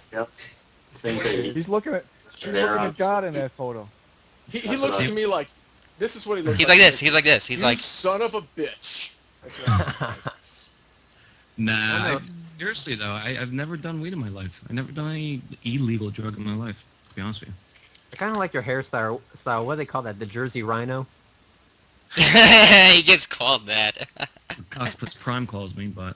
Yeah, the Jersey Rhino. I remember that. See, in that still scene there, I can imagine the next scene being him punching someone in the face. Don't you have a camera? Yeah. Live life? Funny story, I just got in a fist fight the other night, Wednesday night. You want to go on camera, Live life? Can I regress to a point that we addressed earlier? What? Sure. Go ahead. Someone said when we first started the discussion and we were talking about a deity or a deism, someone said that you can be religious about anything. I don't know who that was. That would be me. Damn you, Preg. Damn you. Okay, you said you said that you could be religious about bread, so you can be dogmatic about bread, and I'm curious to know what you're talking about. I guess if you had a shrine and you prayed to it. I'm you a had whole book breadist, about and you're bread, you're I'm a religious cakeist. about Have a cars. certain type of bread. Yeah. I'm religious The about point cars. is, you can be irrational and idiotic about anything. I'm a ride breadist. And the biggest issue we're going to have here, anyways, if I explained it with you, Joshua, is honestly we have differing definitions of morality here. I actually do see morality as existent in this world. I don't believe it's objective in the philosophical use of the word, where it's universal. I believe every society has its own morality, so it's relative in that aspect, but it's objective within each society. That society uses it objectively. It's which is really very not nihilistic at all, or nihilistic. Sorry. Just an Yeah, ask, are any of you guys communists? Communist? Well, let him respond. He. I know, but just a quick note. Any of you communists? What is that? I don't know. I don't know enough about communism to identify that way. Dirty hippie. No. I'm a Canadian socialist. I mean, because the guy just says, because the guy just said, I curse all communists in this room in the name of Father, the Son, and the Holy Ghost. Yes. But Here that you ghost go. is We lying, have the spirit, obvious. man. No, it's easy, really. You can be religious about some things. Like I'm religious about cars, hence my logo. I mean, that's just you can do it. It's easy. Sure, people treat golf like a religion. I don't understand If I felt people who didn't like bread should not associate with me, and that We all love unless bread. you eat bread every day, you know what I mean? Shit, we Yeah, should all get behind you this. need We should all to eat bread bread religion. every day. And if you don't sing that's what I said, Bunny Bread song. I forget what it's called.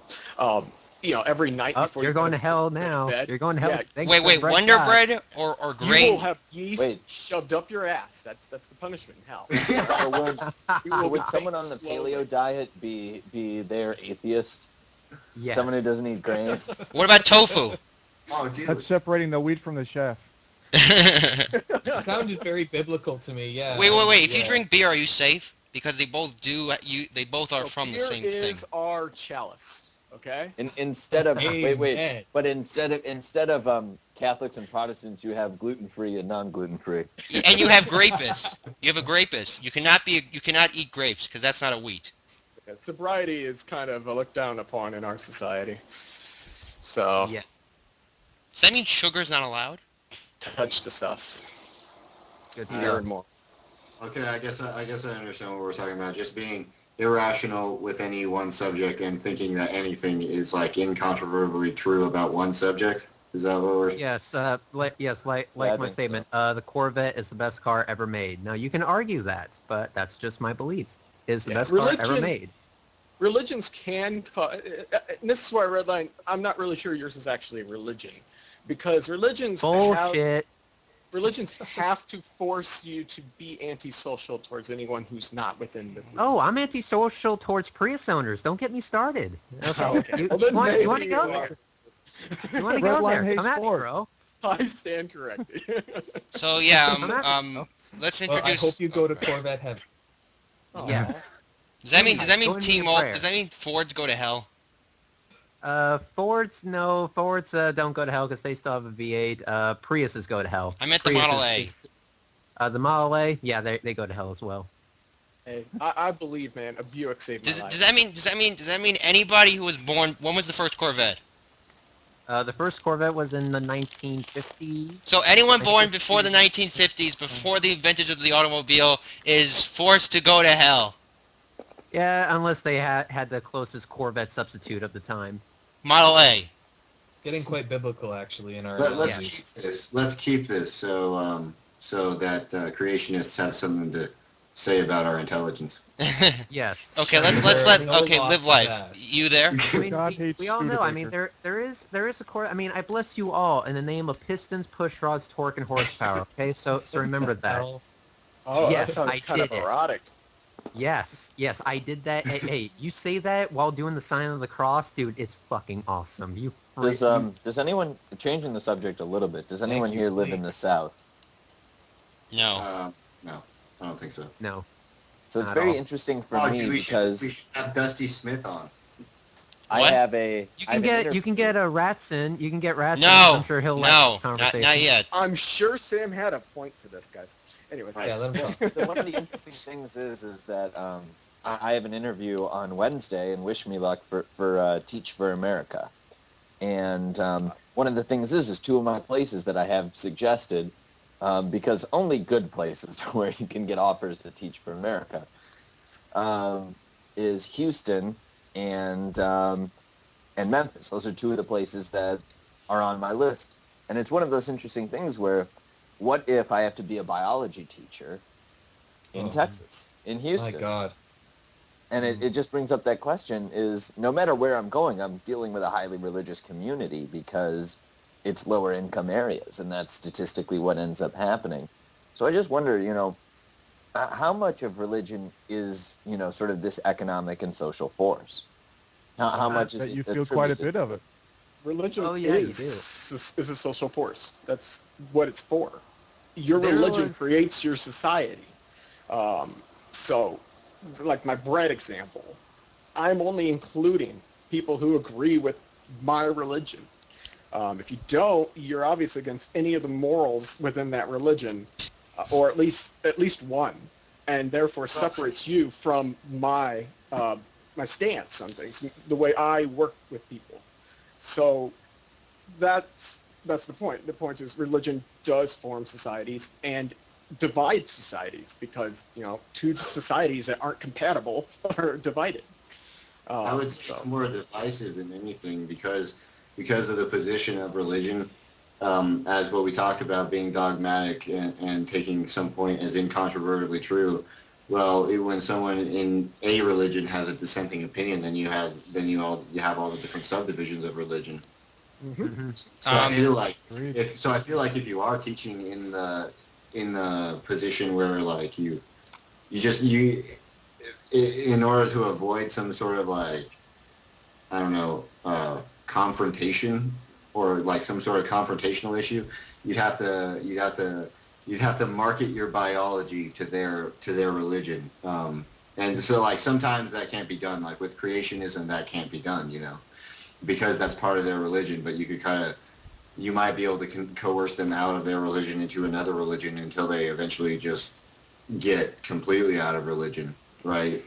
Yeah. I say just I mean, teach the it's- science, man. Just teach the science. Can we That's what I did. Yeah, it was Yeah. the science that brought me out of fundamentalism. can we welcome LiveLife? If he's there. the reasons for the reality. fact It's, that it's, Do It's- not it's- dive in the realm of bullshit for a second. Just keep Yeah. it in reality. LiveLife, you there? Well, It's I Yeah. mean, Houston's fifth on my list, so it's probably among the cities I'll end up in. It's probably second or third most likely I'll be there. Most likely being Miami, if I get in, of course, and then probably either Portland or San Diego, being in between them. Spring break? Yeah, that's a good place for spring break. Hey, whatever happens, stick to it. Oh, yeah. Don't cave in, because if you don't cave in, you get in trouble. You got publicity. People might say, "Hey, this guy actually knows his. He stands This by guy actually his knows science." his shit. He got in trouble for knowing his shit. What the fuck is this shit? Exactly. Yeah. you'll look good. Exactly. You'll actually get opportunities that way. Oh So- yeah, definitely. So live Yeah, life. right Oh, go ahead.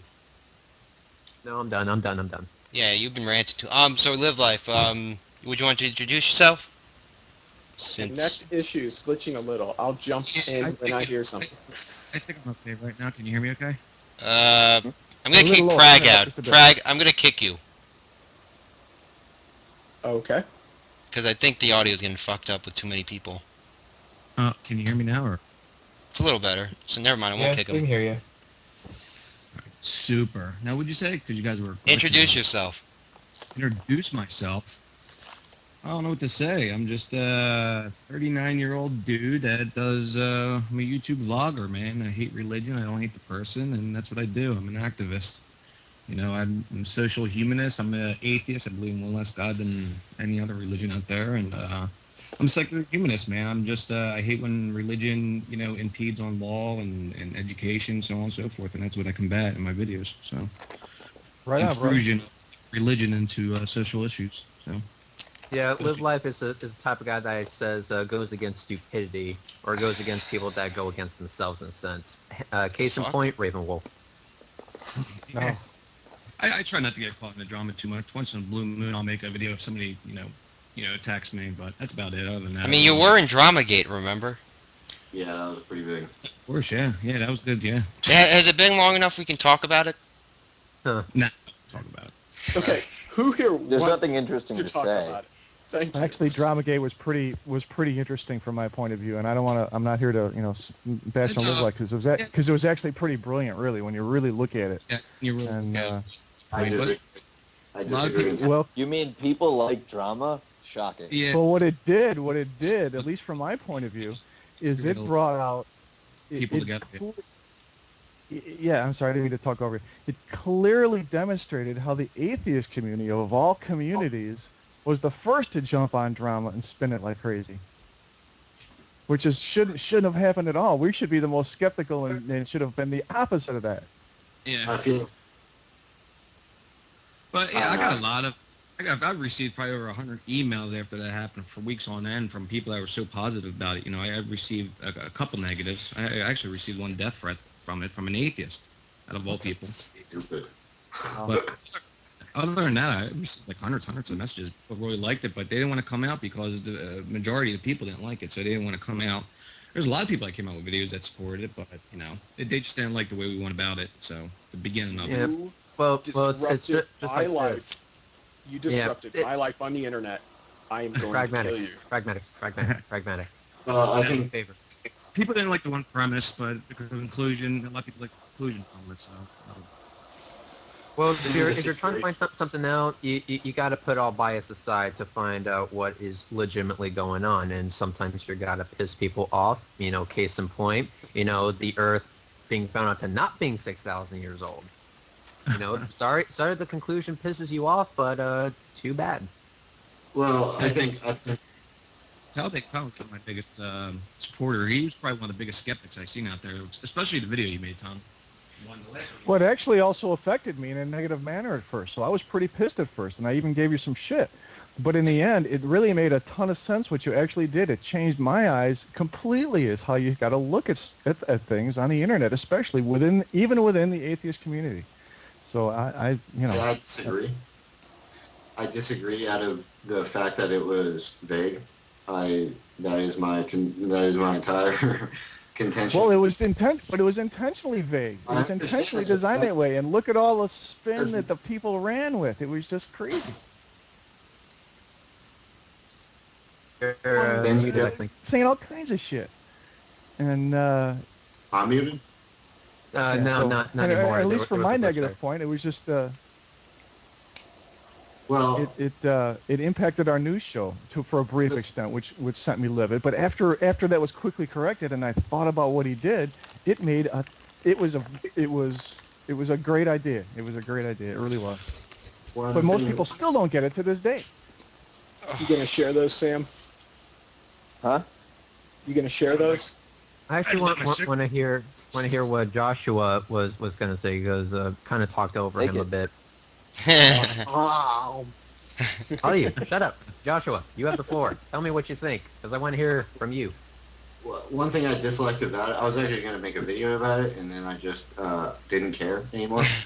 But the thing I disliked about it is the social coercion. You arbitrarily defined what people should prefer, whether or not they should like drama. I didn't like that. That wasn't the point. That wasn't the point. You got that wrong. That wasn't the point to illustrate that. So go ahead. No, okay, maybe it's a bad inference on my part, but I thought that you said in one of your videos when you were explaining your stance that you thought that people should be more skeptical because of that because of the community that they're in, and they shouldn't assign loyalties to a certain people without judging the evidence first, right? No. Basically what it boils is to the second phase of Dramagate was this. The tool was this, that it was a two-tier system to see if the bigger YouTubes would support the smaller YouTubes, as in this. It was to prove a point. Some of the bigger YouTubers stayed with us, some of them bowed out. What happened was it was just trying to bring unity together more so than arguing each other. There was a lot of input with this community.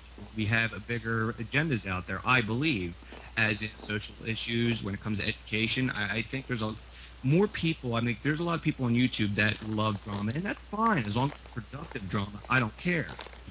Once in a while, and I'm guilty of it. I'll do it. You know, like I did with Raven Wolf recently. I'm guilty of just doing nonsensical drama. That's okay. But when people make a living out of it, and we have issues to combat, you know, people can do whatever they want. That's fine. But I feel that what Dramagate did in the tool was it did bring the community together. People received hundreds of subscribers from this because they started supporting each other and watching each other's videos on Dramagate. Dramagate received over 250 video responses.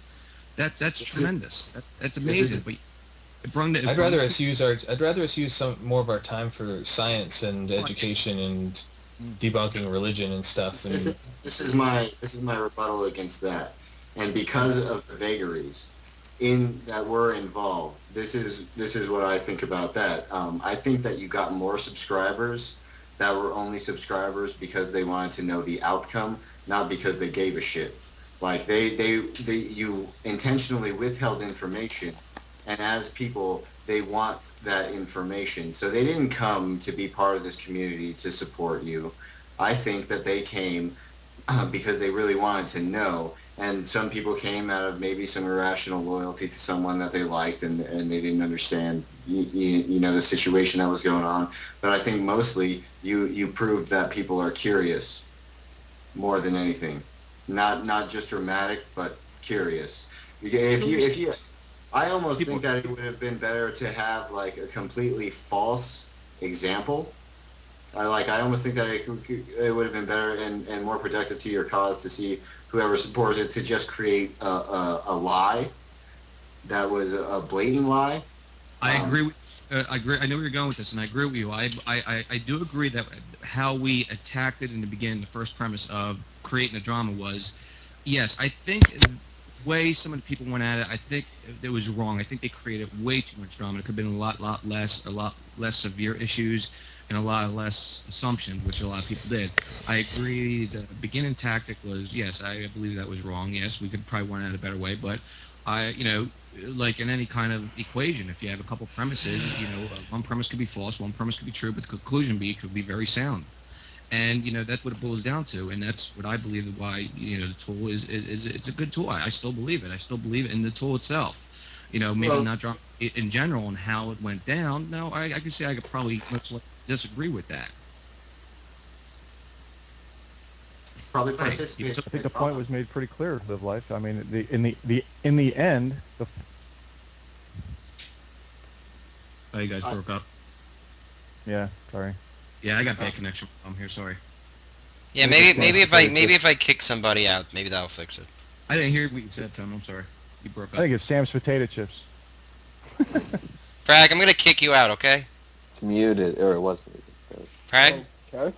I'm gonna kick you out to give maybe LiveLife a better connection. Is that okay? I guess. Sure. Any better? Yeah, I just couldn't hear Tom. You guys broke up when Tom started speaking. I mean, it should be better now that you have less people to worry about. Less people to, more feeds, I guess. Yeah, it sounds a little bit better. This is something I'm curious about.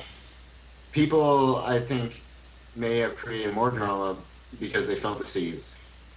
I understand that might not have been your intention, but they certainly felt that information was withheld from them, and that would maybe be the biggest. That would be the biggest negative response. And for me, my negative response is because every video I saw, like the video of Bionic Dance saying some shit. I was actually on the shitter on my mobile phone, and I remember just sitting there thinking like, what the fuck? He can't hear you. Oh, yeah, he dropped out. Yeah, he But I just agree dropped. with you Yeah, on the there's whole massive thought lag. of Bionic Dance on the toilet. Yeah. That's the part I agree with. No, I was sitting there and she was talking about it, and I'm sitting there thinking like, what the fuck is this bitch talking about? And I go on there, and what is pissing me off is the fact that no one is answering my questions. No one knows what the fuck is going on. And I'm sitting there like, hey, fuck you, tell me what the fuck is happening. Not that I necessarily give a shit about drama, but you incited my curiosity more than anything. Like, and so I think I don't know what the conclusion was exactly, whether or not, like, It was just to fuck with you. That was the whole point. yeah, that's what it felt like. See, well, exactly. And that's why so many people got. Some people got angry. Some people were just confused. Some people were, like you said earlier, were just kind of waiting to see it all play out. And some people just ran with the ball and did the Oprah Winfrey, Jerry Springer thing. And it's just amazing to watch that all play out over the week or two, or however that was. And to me, it was really entertaining. It really was. Maybe it's just Okay, me, so the but I could conclusion give a was fuck. amusement then. I'm sorry, I didn't hear. I thought To it me, was it's- boring. I don't care. That's my opinion. Well, right, and that should have been the normal reaction for most atheists. They should have been, well, there's nothing here. What do I care about? But that wasn't the reaction. So that's That was kind of my reaction. I don't have anything to say about it. Let's see if Well, LiveLife right. is... Many people When I did, was- and I that was was really the actually- right. Yeah, I was No. actually invited to become part of it by negation of P. He gave me a call on Skype and he invited me on. Hey, you want to be part of this? I go, quite honestly, I just don't give a shit. Yeah. You withheld information from me, you bastard. Yeah, there's a good reason for that, Stripe. Yes, I know, but pretty much I was thinking that this is bullshit negation of P, because I told him right after he gave that video, I'm like, what the fuck? I'm sorry, Stripe. I swore myself to secrecy. I couldn't do it. I think we Yeah, should change yeah. topics because I don't know where we're getting Yes. with this. Okay. Okay, well, Corvettes. let No, The Corvette is nice. let LiveLife decide. Let him decide, because he's now back. LiveLife, you there? is he here? Yeah, I can hear you. Yeah, I got a how about question. you I got a pick, question. how about you pick a new topic? Yeah, Sounds I like- actually have a question. Live life. Want to do like I swore myself I wouldn't talk about this, but the curiosity is just killing me. Would you mind giving like your recap on the whole Sye Ten clusterfuck? Oh god. Dude, you don't ask a Vietnam vet what happened in Saigon, man. I'll like a minute, 2 minutes tops on if you guys just want a quick recap. I'm not really a good speaker when it's one-on-one. When somebody's asking me questions, sometimes I got ponder, sometimes I speak too quick and I misspeak sometimes, or I've misspoken a couple times last night, but I'm not really one that's a good speaker or debater. If I have stuff planned like the Skeptic Fence show, then I'm pretty good at that type of thing. But yeah, when it came to him last night, I mean, like the argument that we came up with, the Ace's rebuttal, which is going. Did we lose him? Oh, did No. we lose him again?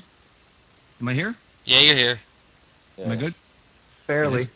Yeah, I got this. Yeah, I think it's because we have 6 people. We have 7 people technically Let me here. turn my Everybody, phone off. I got something that could help. Turn off your videos. Everyone, turn Yeah. off your webcams. Why you have no picture, Josh? What? You have no picture. Okay, now try. All right. Now you hear me fine, I guess. Yeah, much Yeah, better. better. Oh, good. Okay, good. But no, I mean, what it boils down to is the ACE's rebuttal we come up with is basically it's something that you don't have to believe in because we believe in what we believe in due to our mind, what we think. We know what the truth is by thinking it. We just have our own individual thoughts. Okay, so basically how I look at it is I'm like I don't have to agree with the ACE's rebuttal, but it's a rebuttal to presuppositional apologetics. That's what it's about. It's not saying I really believe it, even though I could believe it. But what it boiled down to, there was basically two stages. Is you got to have the apologetic admit to an outside source, an external source like a god.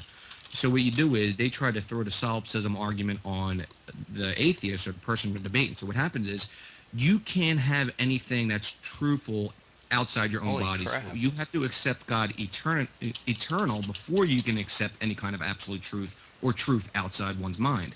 So that's basically what solipsism is that only your mind could come to terms with like truth or your own personal truth outside. I mean, like I could be looking at my door right now. I don't know if that's a real door. I could have a different name in another universe. I don't know. So I could say, well, in my mind, that's true. That's a door. So I know that in my own mind, anything external to me could be false. That's basically, in a nutshell, what solipsism is. So he throws that on the atheist or the person he's debating. So when you throw it back on him, when you get him to admit that his God's an external source, well, how do you know that's true? If you're going to push me with solipsism or a solipsistic argument, then I'm going to push it back on you, Sye. So we're going to play on the same level here. So I pushed it back on him. So when he comes back to me, well, I know absolute truth. I know absolute truth. In my mind, I know absolute truth because it's been revealed to me. Well, it's revealed to external source. Well, then you go back and forth in circular argument on both sides when you come down to it. His is a divine circular argument. Mine's more of a reason circular argument. So there's two circular arguments there. And it's all detailed in this ACE rebuttal. So what happens is when you go into circles with him, then you go to him saying, okay, then you go on the second tier of the ACE rebuttal, which is basically we could be a simulation. We could be we could be living in some kind of computer construct, which basically says, hey, Sye, how do you know what you're thinking right now is not being controlled by some kind of computer construct, or we're in some kind of simulation? How do you know that? We could be. And there's actually science out there right now. There's a lot of hypotheses out there, which one is called the sim universe. And we note this in this video that's going to be released tomorrow.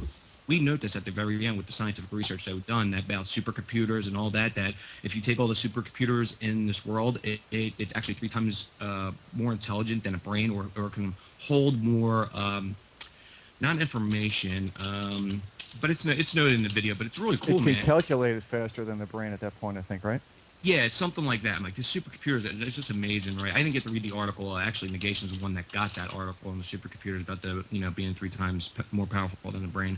So I was like, wow, that's pretty cool. I didn't get the chance to read the article, which I'm going to do tonight. But I'm like, the way we came at it, if you use this rebuttal, we want people's input, because if we can tweak it and people like the argument, if people want to input, I would like to tweak this argument or this rebuttal, to combat, presuppositional apologetics. And I think it's something good. I'm not saying it's correct or you can't use it or you can use it, but we'll let the people decide. When we come out the video, if people say, hey, this is pretty cool, I like the way you demonstrate it and how you lay out how you should argue with apologists, then yeah, we'll take from there, and people put some input. We'll add it to the PDF file, and we'll update a PDF file with people's input on it, and we'll go from there. But that's about it, man. But just him, man. He goes. I had him in the corner. He's like, well, how do you know that's absolute? Do you know absolutely that's not true? I'm like, well, Sye, you're not going to get me to admit to an absolute, because that's your game. That's your game. I know your game, and I'm not going to admit to it, because anything outside my own mind could be false, or it could be true. It could be good. It could be bad. I live my life through my mind. If my mind tells me I can make a repeatable thing happen, if something's repeatable, testable, and I know it's good for me, then I'm going to do it. Like if I got to eat every day, it's repeatable, it's testable, I know it's good for me, I feel more healthy. If I got to go to work, I know that's a good thing. I got to go to work and have an income. These are external sources. I don't claim I'm being absolute like you do, Sye. So yeah, so he has to play on this.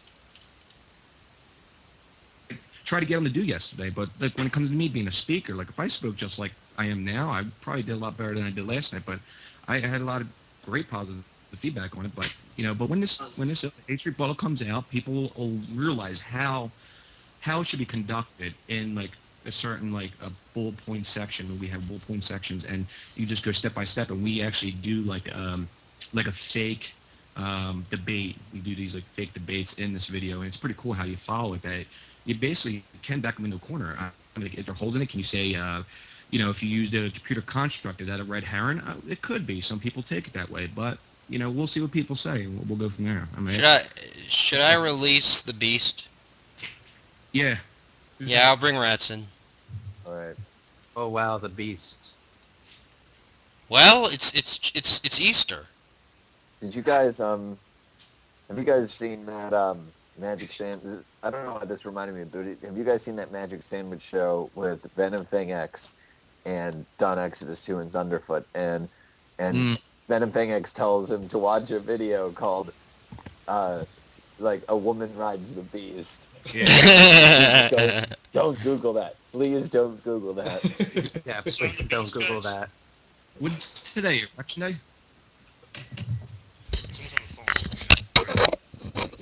Say that again, LiveLife. I didn't hear you. Hey, what's today? Election day? Yeah.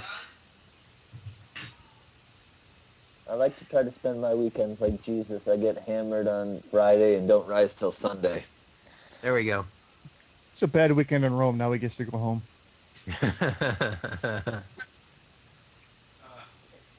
I'm not sure. The whole thing with the presuppositional arguments is that it really gets nowhere.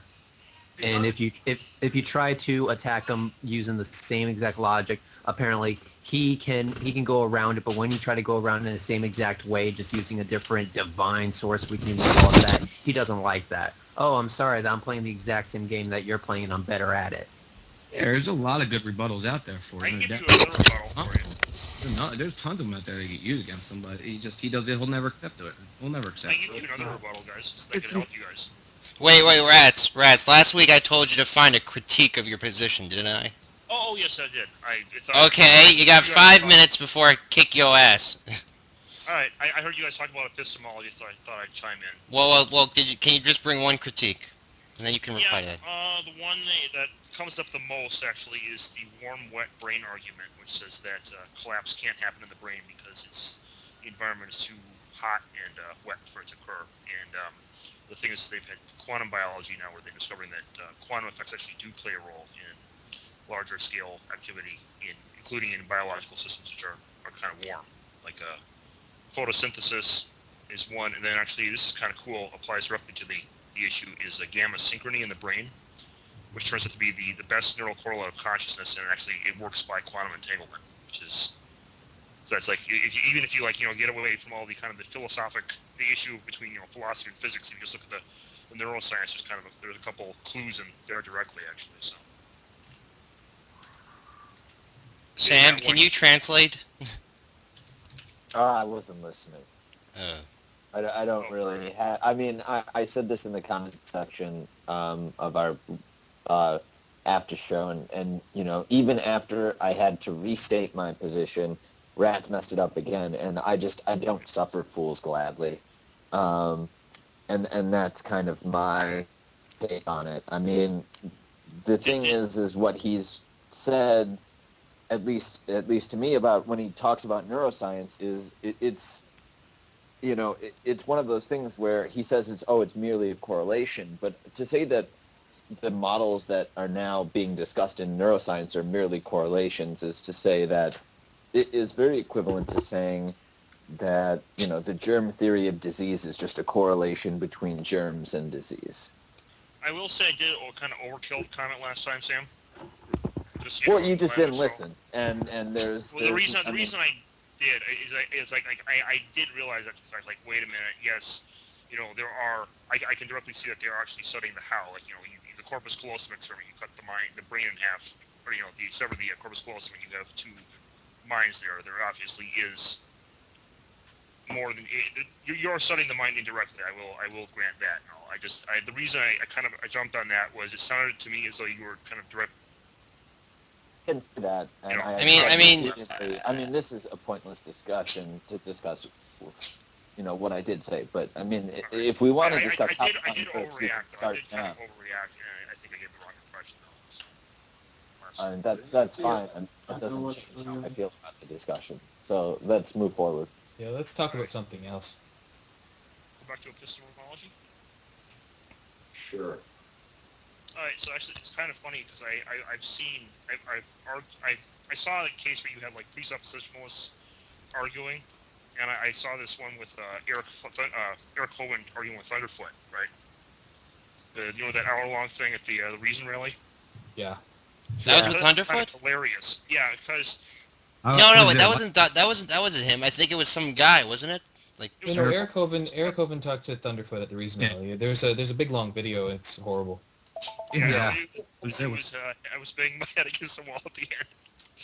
Yeah, Yeah, so I get into these arguments because other theists like not use the types that have big accounts on, but like I argue with some of them and they like use this presuppositional stuff, and oftentimes it comes up when we're debating like evolution and creation, and like it's very frustrating arguing with them because it's like this is literally what you're doing is you're literally creating you're enacting a straw man in a sense.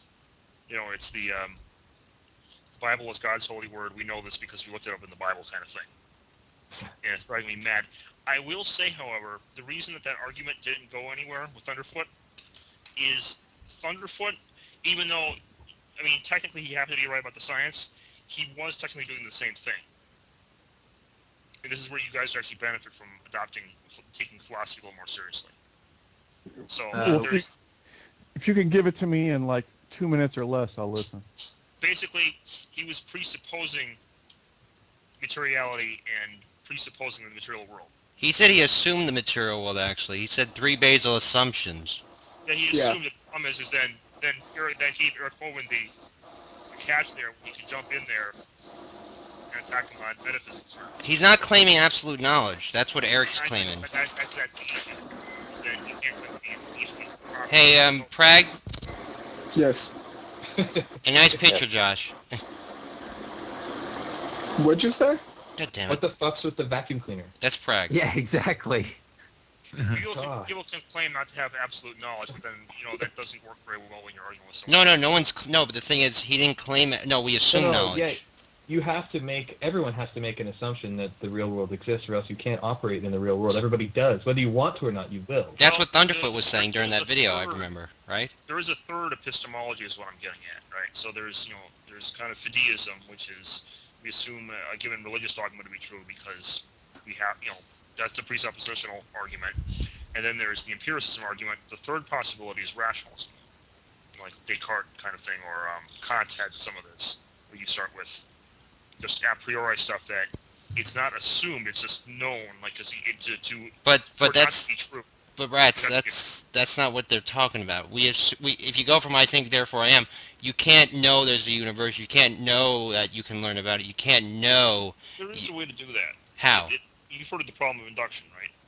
You assume. There are the problem of induction. This is actually a major in philosophy, like especially you like say a philosophy 101 class will talk about this. But just say how do you do it? How can you? My personal way for doing this is I take the Bishop Berkeley route and I say, I do the argument from introspection I tried on you the other time, and I say, therefore, the bottom stuff is mental, and so therefore the question of whether the outside world is real in the sense that we're thinking of it or not is actually meaningless. It's real. But that does not actually answer the question. Yeah, it doesn't really. I mean, we just assume the outside, or I assume the outside world simply because it's putting on one hell of a good show, and it's just too awesome to ignore. Well, technically, if there was no outside world, why the hell do you have senses? Well, I would go deeper than that. I would say that it's a completely irrelevant point to make because no matter what, we have to treat it as if it's an outside world. No matter if it is if you're a solipsist on a plane, you're a hypocrite because that's made by the assumption that the plane works is based upon an objective reality. This outside world has real experiences. The outside world can hurt me, and I have to interact with the outside world to make sure that I don't get hurt. Right. What I'm saying though is that if you get the proper ontology, you can bypass the entire issue altogether. Right. So let's say that or I'm in the real world, right? That's the question here. And so the answer is if say you derive something like an informationalist ontology, you can then say, well, by definition, the quote-unquote matrix is the real world because it's information all the way down. But that's not the real world. I agree with your definition of information, but that's... if you just stop with your senses and say your senses are reality rather than a representation of reality. Every time we get into this kind of discussion, this kind of debate, I always feel like I'm a child again on the playground debating whether Santa Claus exists. Because it's just you have to act like reality is real. Know, so why even talk about it? This gives you reality back. This solves the problem reduction for you. But the solipsism, though, you don't know it's reality because you don't have knowledge of it still. It's not actually solipsism. Well, I have a question. Instead of sort of just attacking the position, which is, what are you saying to be information? Because I've read Shannon's work. I've taken classes in computability theory. I work in bioinformatics. I know what the definition of information is. This doesn't really jibe with what that definition is. Mm-hmm. Okay, I'm thinking more in like a philosophic sense where you're familiar with Whitehead's pan-experientialism? Can you just get to the point? I don't... He says that all reality is simply moments of experience, and he stops there. You simply stop at the experience, and you say the external reality is the experience. There is nothing past that, and so the whole issue is solved. Now, that's induction, right? That's not what I asked at all. Remotely. I asked what the definition of information is in this argument. I was equating with perception. That may not be what you were thinking in mind, but this was, what this is kind of the philosophy. So reality is just perception. Then what's the point of adding on this? If perception is imperfect. Yeah, I mean, then what is the difference between this and just solipsism? Well, it doesn't. Solipsism assumes that only your mind exists, right? But it's functionally very equivalent. Well, functionally, yes. Well, solipsism isn't solipsism purely that you can only know your mind exists? Yeah, it doesn't try to assert anything. That solipsism doesn't assert anything. All it says is that the only thing that you can know for a fact is your own mind. So I suppose in a strict sense, then yes, I can't actually differentiate between solipsism and monistic idealism. There we go. So you have to assume out of solipsism to even go anywhere. That's why solipsism is a pointless position. Well, no, it's not solipsism. Well, what I was saying is for the purposes of science, I don't need to. I can just assume you guys are pea zombies and still live out my life in a real world and trust myself on an airplane and so forth. Functionally, there's no real difference. But you need a universe for the airplane to be in, don't you? Well, no, the airplane is simply made of my perceptions of it. Well, here's where I have the problem. If there's no functionally descriptive difference in terms of these views and a view that there's an objective reality, then what's the point of having these views? Because exactly. that way you can stymie Sye Ten when he tries his presuppositionals. I try to not even bother with Sye Ten. I mean, I don't really care about, I'm not here to score points. I'm here to discover truth. But this is a basic truth. It is philosophy. It's kind of a trivial truth, but it's still a useful one. The basic truth is that you can't know the truth. That's pretty much the truth. Wait a minute. Trivial truth. What's your definition of that term?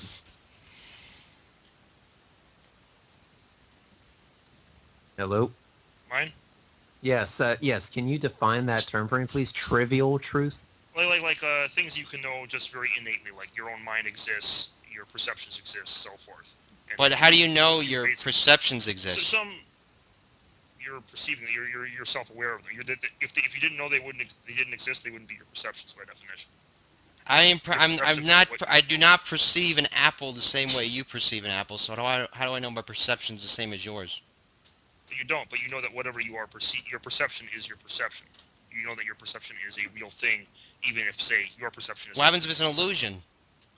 Well, your perception couldn't be an illusion, because the actual perception is what he's saying is the actual perception is real, not necessarily the subject of the perception being real. So if you take hallucinogenic drugs, you're really seeing... What happens if you're blind? Yeah. Well, then you perceive things through your ears, or... Okay, what happens if you're blind, mute, and dumb? You still perceive things through your senses, through your... No, but if you have no senses, pretty much. Then you got a problem, because... Well, then you have like the Helen Keller situation, which is a pain in the rear because you need a lot of help to get through life. What's the difference? What's the difference between being dead and not perceiving? Being dead and not perceiving. That's a good question. Okay, yeah, in that sense, then you wouldn't know anything anyway, would you? Exactly. But if you're dead, how do you know anything? That's the thing. Talking about here. Where is this going?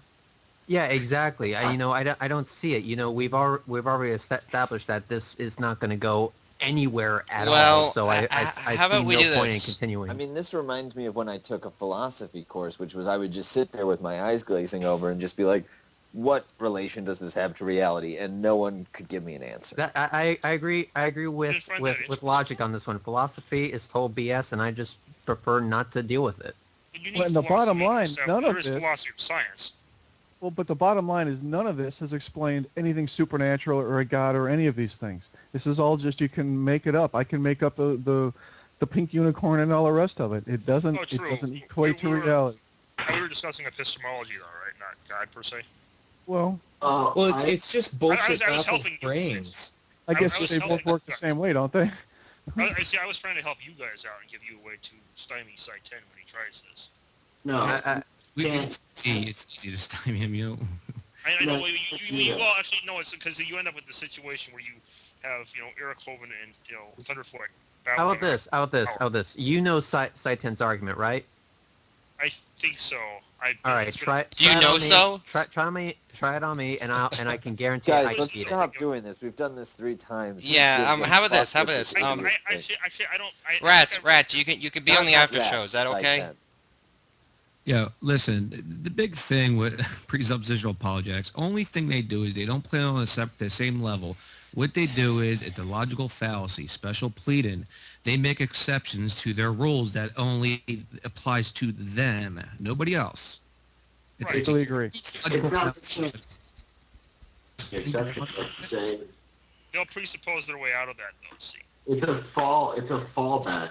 It's a fallback because when they get put into a corner, they always fall back on epistemology. That's the only reason I mentioned epistemology, is because that's what they fall back on. They always fall back on the nature of knowledge. That's their. So instead of answering their question, or instead of responding to a comment like a normal person does, you get comments. Someone says, "Oh, I went to the store today." A normal person says, "Oh, what did you buy?" or something like that, or makes an inquiry as to that nature. But a presuppositionalist, someone comes up and says, "I went to the store," and they say, "How do you know you went to the store?"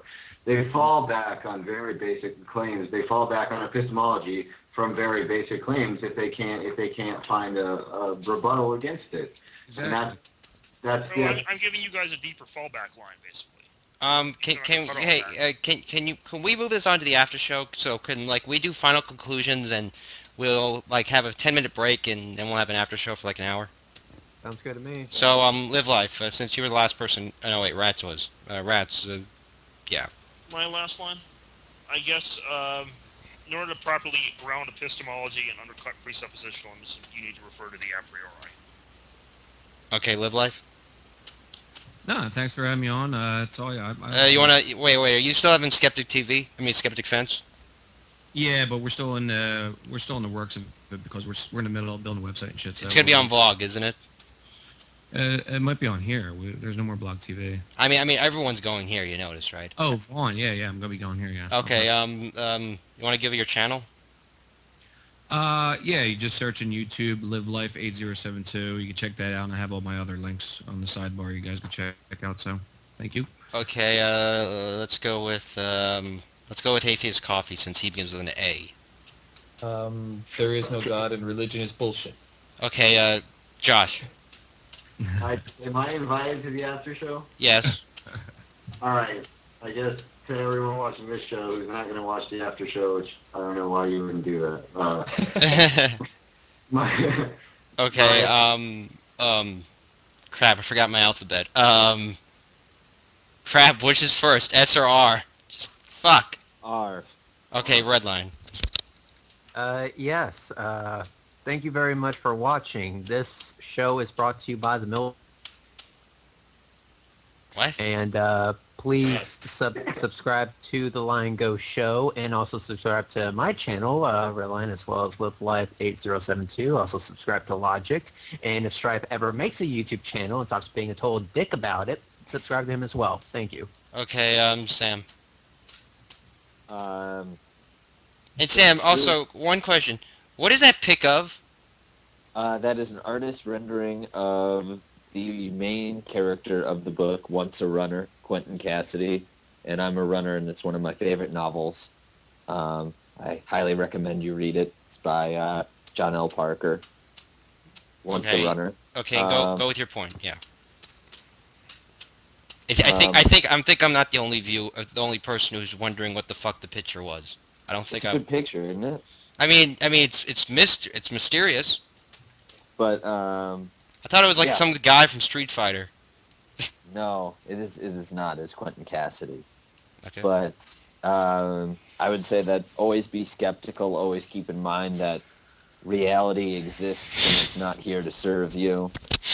And live long and prosper. My YouTube channel is youtube.com/itsrothytime.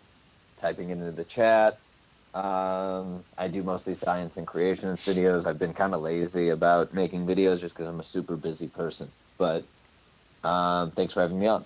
Okay, Talladega. All right. Hey, well, thanks for having me on as well. It's a good show. I hope it continues to grow. And in general, just science for the win every day. Okay. Just keep pushing science for the win. Okay, so this is the Lion Go Show, and happy Easter. The after show will be in about 10 minutes. So grab yourself some coffee or something. Go to the bathroom. Signing off. Ass!